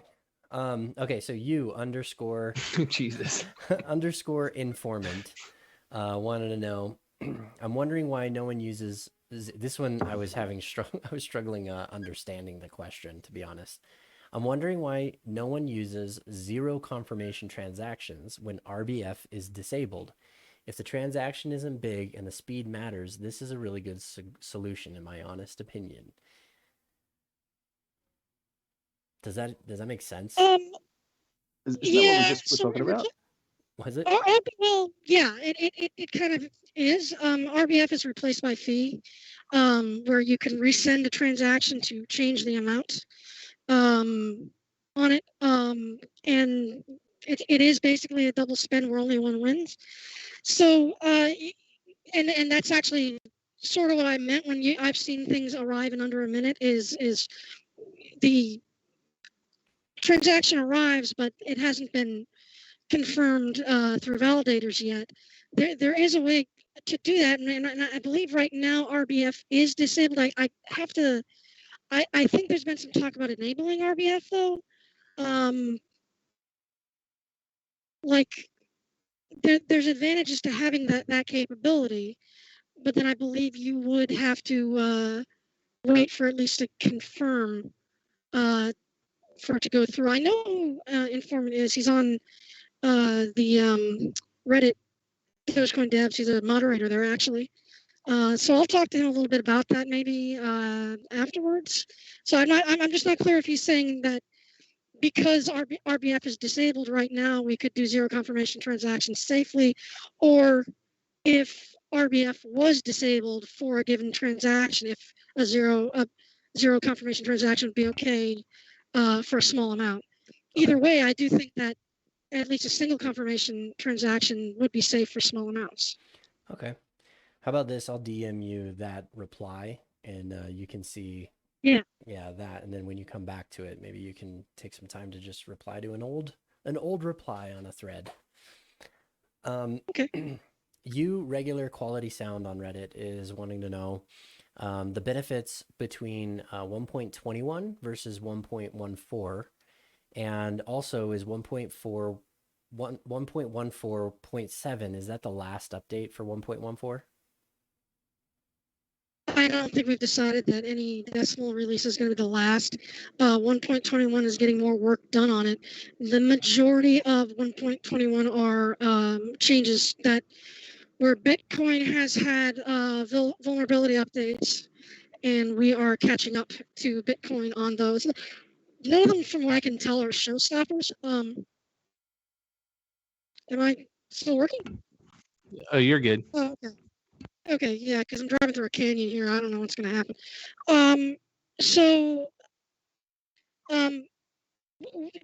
It's 1.21 is getting closer. It's based on Bitcoin 0.21, and the lion's share of what's in that are, I would say, kind of esoteric vulnerabilities, but vulnerabilities that Bitcoin has patched. It's not like 1.14 is open for pickings. It isn't, because there were some other things that were implemented and different ways of doing things that actually opened more vulnerabilities that don't apply to us yet. But I'm not going to say that 1.14.7 is going to be the last. It probably won't be. It just depends on how fast the move of 1.21 is completed. And the biggest part of that is actually changing everything in it to refer to Dogecoin instead of Bitcoin. It's called the branding branch, which is, it's weird that that's the hardest part, but it is. Okay. Are there going to be, I mean, I guess this question is kind of implied, but that's my baby. Okay. UI I thought it was just improvements? somebody screaming in terror. I UI hope so. improvements Again, after... we're talking. Go ahead. Yeah. So again, I'm going to me again because we're talking about core again. So these are all, not Dogecoin as a whole. They're a core application, but that is kind of the big, I don't want to call it the elephant in the room. It's just the biggest mover and shaker right now, I suppose. I actually added some UI improvements in 1.14.6. If you look at the traffic graph, that's a lot smoother now, and it doesn't lose data anymore. It used to be, if you change tabs, you would lose data, and now you can go do whatever you want and come back to it and take a look at it, and it'll your traffic graph will be saved, and it'll always be there and always be running. I've always wanted to do more of that. We had something called Operation Such Friendly, that was actually a patch name for it. And I don't consider that dead at all. I think that we have been adding things like adding peers through the UI, and adding a lot of other quick ways to get to things that used to have to edit Dogecoin.conf, and now you can do it through the UI. So we've been adding new UI things every release, bit by bit, and I think there's going to be more. Yes.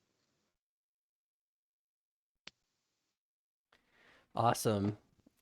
I've got a question from Travis and Travesty asking, why do you do dev work, which we already got kind of the answer to, but this is in the context of like, with all that can deter you, and a lot of the confusion, which sometimes leads to animosity, which is I'm elaborating for them. But why keep going, I think, is the question.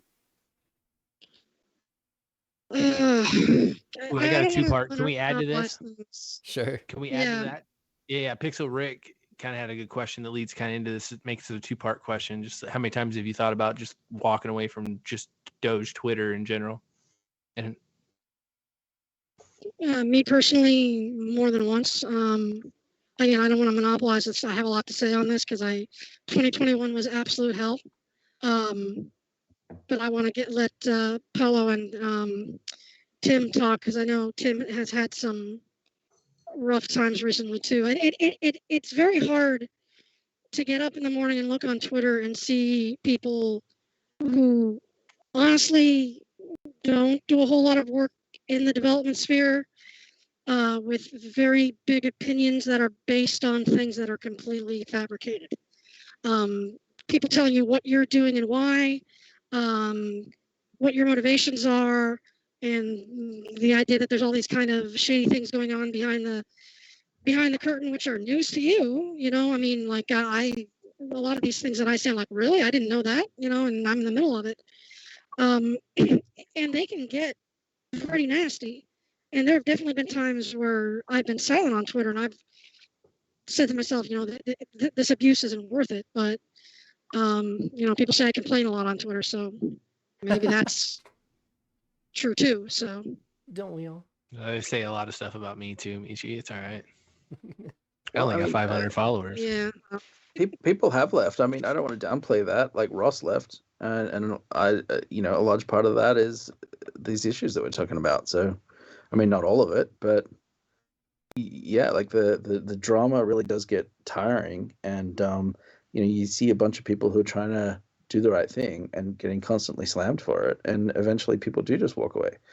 And we start snapping at each other, because people are out there pushing our buttons. Like, we're up late nights, and I mean, like I've recently, you might have seen, I called Rich DevX a dickhead on Twitter, and like I really feel bad about saying that. But I believe that people are pushing his buttons and people are pushing my buttons and trying to get people offside with each other. It's like we're trying to, we should all be working together as a community, and there are some people who are really trying to, like, foster this sort of drama out there, and it's like it does affect people because we're humans as well. Like, people are like, oh, you said this, and it's like, yeah, well, maybe I was pissed off. Like, sorry for being a person. Yeah. But, You're human at the end of the day. Yeah. So I'm. Yeah, and people love team sports. From as long as humans have been around, people have separated into teams and competed. And I think in the vacuum of that, people are going to make them. They're going to say, well, I'm on the core dev side and I'm on the foundation side, and we're going to fight it out and to see who wins. I think that's ridiculous in Dogecoin. Things I want to get out there are, we are not becoming millionaires over this stuff. We're trying to make it our main thing that we do in the day. We want it to be our main job. I mean, that's a great thing that we would love to have as our lives, dedicate our waking hours to Dogecoin. But Elon's not giving us money. Billionaires aren't giving us money. Vitalik made a donation, which actually ended up being less than what people said, because he had a problem with his Dogecoin wallet and only half of it made it through in the part in ETH. So everybody thinks that we're sitting in some kind of high rise in a boardroom or something like that. We don't have a boardroom. We have Zoom and Discord. I mean, we don't have Lambos. We don't go to parties. We try to every day manage this. And a lot of times when this noise comes in from Twitter, we have to stop and we have to message back and say, no, guys, this isn't what we're doing. We're trying to actually make things better. And it slows us down quite a bit. Yeah, it does. Sounds like this noise detracts from everything that we've talked about on this podcast, which I would, at this point, I'm just going It to point does. people It to does. to this It removes podcast to the say this motivation. is what's being built. Go ahead, Paulo. No, I was saying that the drama removes our motivation to build stuff. Yeah. We wake in the morning and we see some things, and we just can't work. And the community have to see that if they want Dogecoin to succeed, they have to support each other and somehow manage the anger or the problems they have. Everyone have problems. I have problems, but I am not going to Twitter and spread all my problems to everyone. I think that's a good wake up call. I think for everybody would be very useful to know. It's slowing down. It's Dogecoin why I go progress. silent on Twitter for weeks at a time. People say like, oh well, you don't tweet enough. It's like, yeah, I'll definitely just shut it off for 3 weeks because I want to get stuff done. And I do the same there'll be thing. So mornings does where Queen. I'll I'll get up and I'll be like, oh, I totally want to do this. I want to, send a transaction over LoRa at 400 megahertz, something like that. I really want to do this today, or I want to fix up lib to run on this, that, or the other. And then I'll get some message saying that I stole $1 million and pocketed it and went to Vegas or something, just not anything that ever happened. And I'll be like, you know what? I'm gonna go do something else today. I don't want to deal with these people today. Wow. Yeah, I think that's a really good point, I think, for the broader audience. And like I said, I'm probably just going to point people to this video. Just be like, this is what they're building. Please. Like that should be the focus because that's awesome. It's building awesome stuff. Okay, so I got another one from Reddit. It's well, you might recognize the Twitter person. It's Pixel Rick 1 on Reddit. Okay. Okay, Tim, favorite beard products to use since you have such a luscious, plump beard. Well, this is going to sound really, really weird, but I've got a 20-year-old daughter who's really into hair products, and she's like watching TikTok videos and stuff like that, and she's like, "Hey, there's like this horse shampoo that people are really getting into." Well, it's called Mane and Tail, and it's like I know that one. You know that one? Yeah, Yes. I know that's for somebody who hair uses too. that too. For everything. Tim, I think you know the person that I know that uses that. Yes. Yeah. Yes. He's also a big beardy guy, right? Like he is. Yeah, you guys should get together and form a band. I just get that horse shampoo in there. and then like if I'm going out somewhere nice, I'll chuck a bit of beard oil in, argan oil or something like that. Something that smells really, I don't know, woody. So Pixel also wants to know, Michi, what's your favorite kind of jazz and what's your problem with onions? So I don't mind the flavor of onions. I'm going reverse here. I don't mind the flavor of onions, but I don't like the texture. So it's not really the smell or the flavor, but for some reason the texture of onions makes me lose certain things out the wrong way.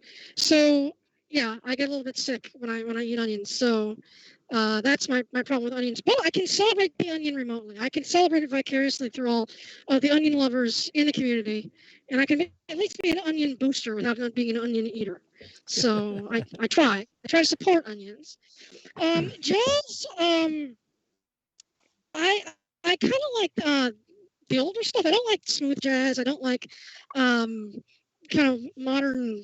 I don't want to say it, but white people and loafers sort of jazz. I listen to something like what is it, Lou Rawls, Hair Tiz, and stuff like that, like old stuff, Coltrane, things that were big in the 30s to 40s to 50s, not modern stuff.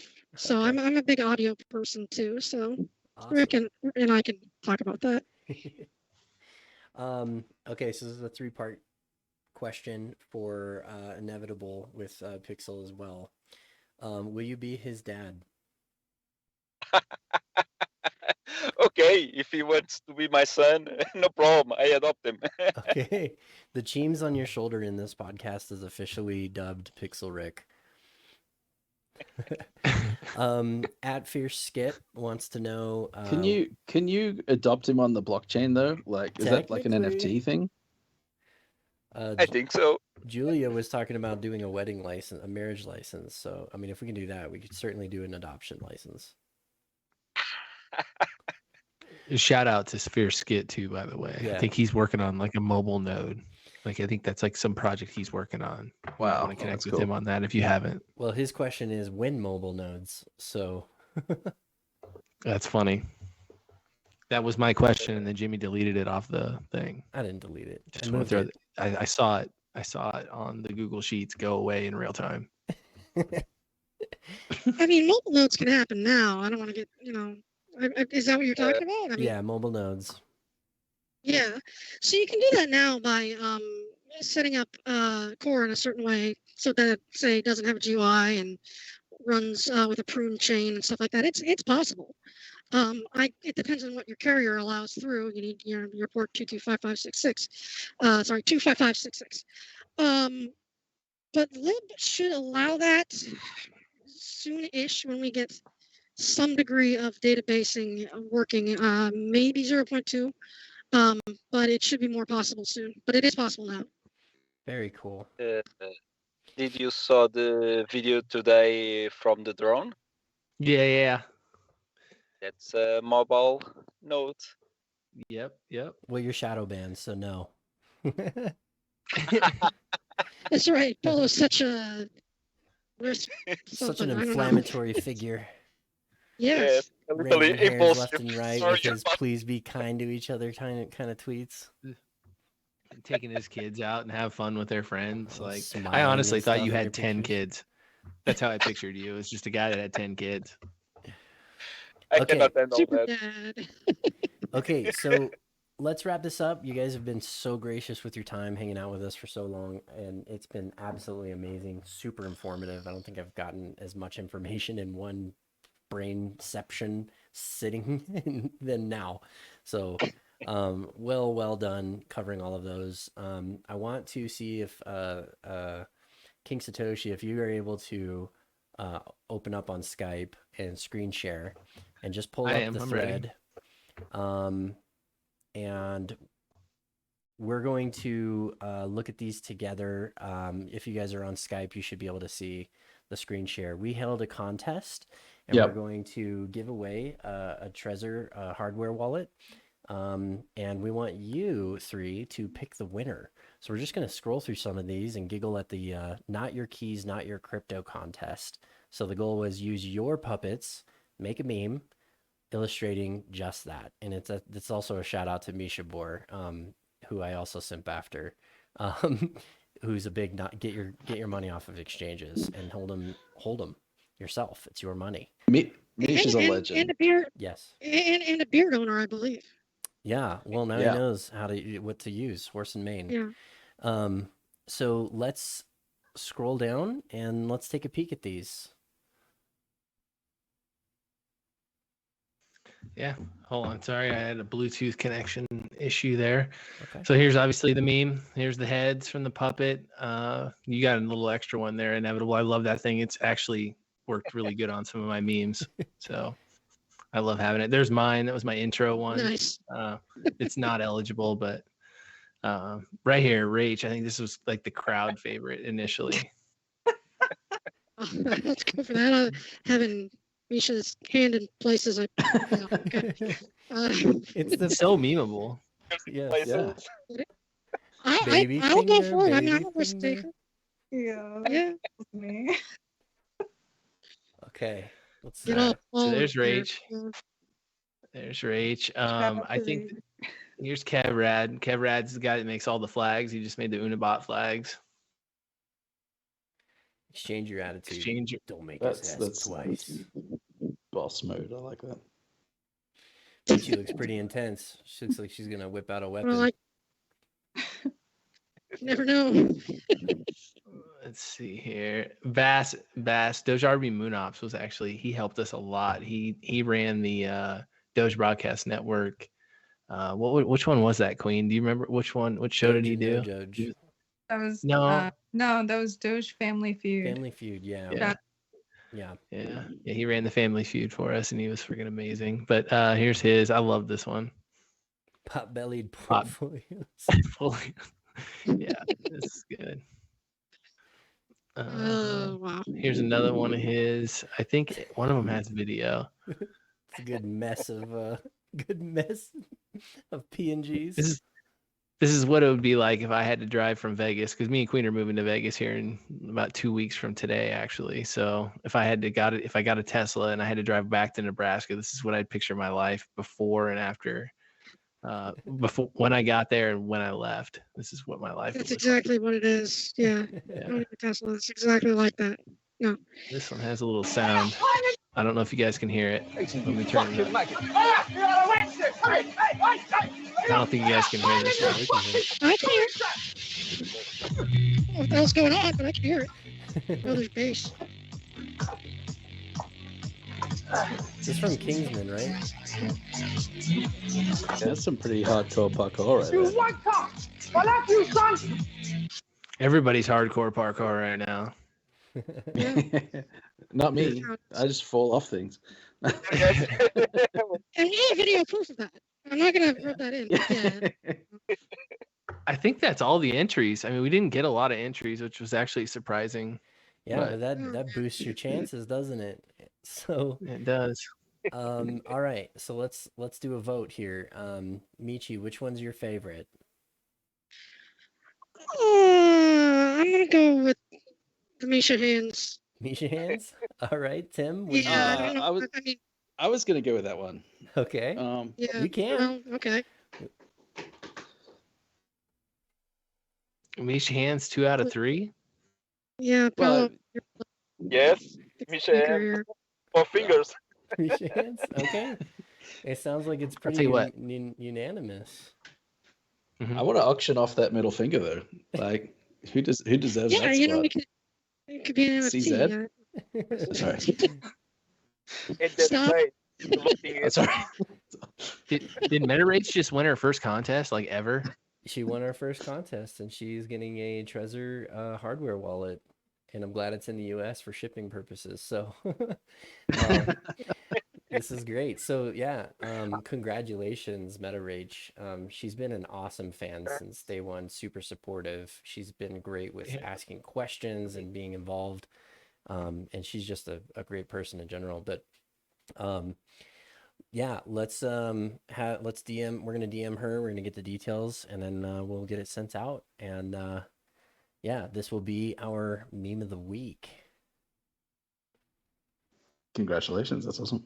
Woo! Yeah. Awesome. You gonna play the music? Oh You gonna yeah, cue the yeah. music? So the winner of and you guys aren't gonna be able to hear this, but it's. I got some cool news. Remember news?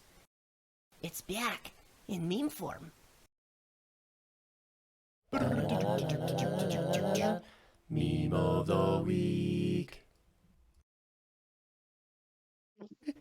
Yeah, wait till you hear it on the show when we have the wrong segment playing. Oh my goodness, that's awesome. Well, cool. Any closing thoughts, guys? I mean, this was absolutely amazing. I'm honored that you took the time and graced us with your presence. This was super informative. Yep. My closing thoughts are really, let's try to, calm down the fireworks. I think there's a lot of good that can happen here, and I think it would be great if we could settle down a little bit of this the conflict in the community right now. Yeah. So, yeah. You got my promise. I will try not to fan any more flames. He said any more. Anymore. Just beyond the ones he's already done. Yeah. No, I don't know. I'm just At the same time though, stay weird. Like, I think Dogecoin deserves to be the weirdest. Yeah. We got to shit posts and the memes and the what the F just happened sort of stuff. Yeah, that can't go away. Yeah. We're okay to keep making fun of Dogecoin? Is that still on the menu? Yeah. I just wanna poke fun once in a while. Tim, any closing thoughts? Paulo? I would Yes. like. Oh, sorry, you go, pal. No. Go, Tim. I mean, I am ever the optimist, and I always like to think that everyone is redeemable. And I would love to see, can the community educate a group of people like Dogechain to do better, right? Than rather just cancel them out. I don't know. Can they change what they've started? I think I you don't have to know. be willing to listen. Yeah, there's a big question mark around that. I can appreciate that insight though, and that's actually the goal of this podcast, Tim. So I can really that resonates with me big time.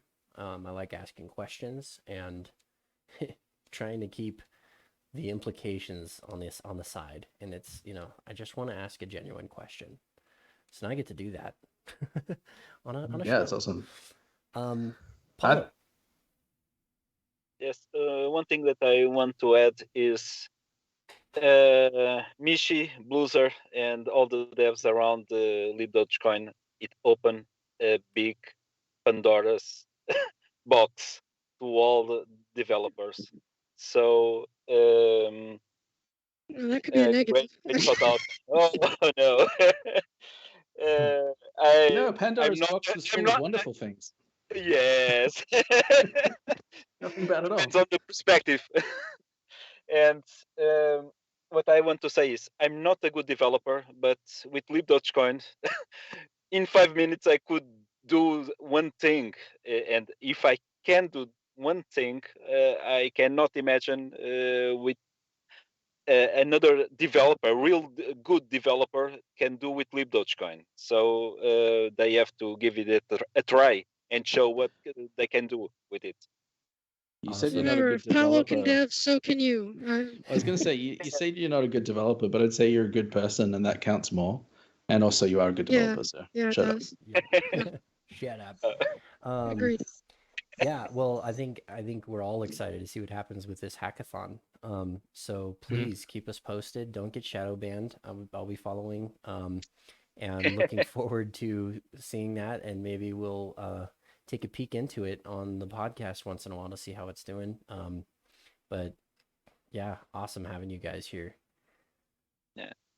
Yeah, Awesome. thank you. Thank you so much. Seriously, this is your guys' support through this, especially in this first month, has been incredible, and we've been ecstatic about it. And it just makes us work twice as hard. So we appreciate you guys and everything you guys are doing. Cool. Thanks, keep guys. at it. Likewise. Thanks for putting up with my disconnect. But yeah, Yep, no biggie. thank you. We'd love to have you back. We can talk Okay. more about this radio Doge transactions would and like so to. forth. Yeah, we'd love Yeah. to have actually all of you back at some Yeah. point. A little product report. Gigawallet. Yeah, there's a lot to talk about, and it's going to keep moving. So we're looking forward to it. So with that, thank you all for coming, audience. Thanks for listening. I'm going to go ahead and shut this down and just offer up to you devs Shut it if you down. want. We have a space going on with the Real Sheeps broadcast at Real Sheeps broadcast. You're welcome to join the space and have like follow-up chatter if you'd like. But otherwise, we'll see everybody next time. Peace out. Thanks, guys. Later.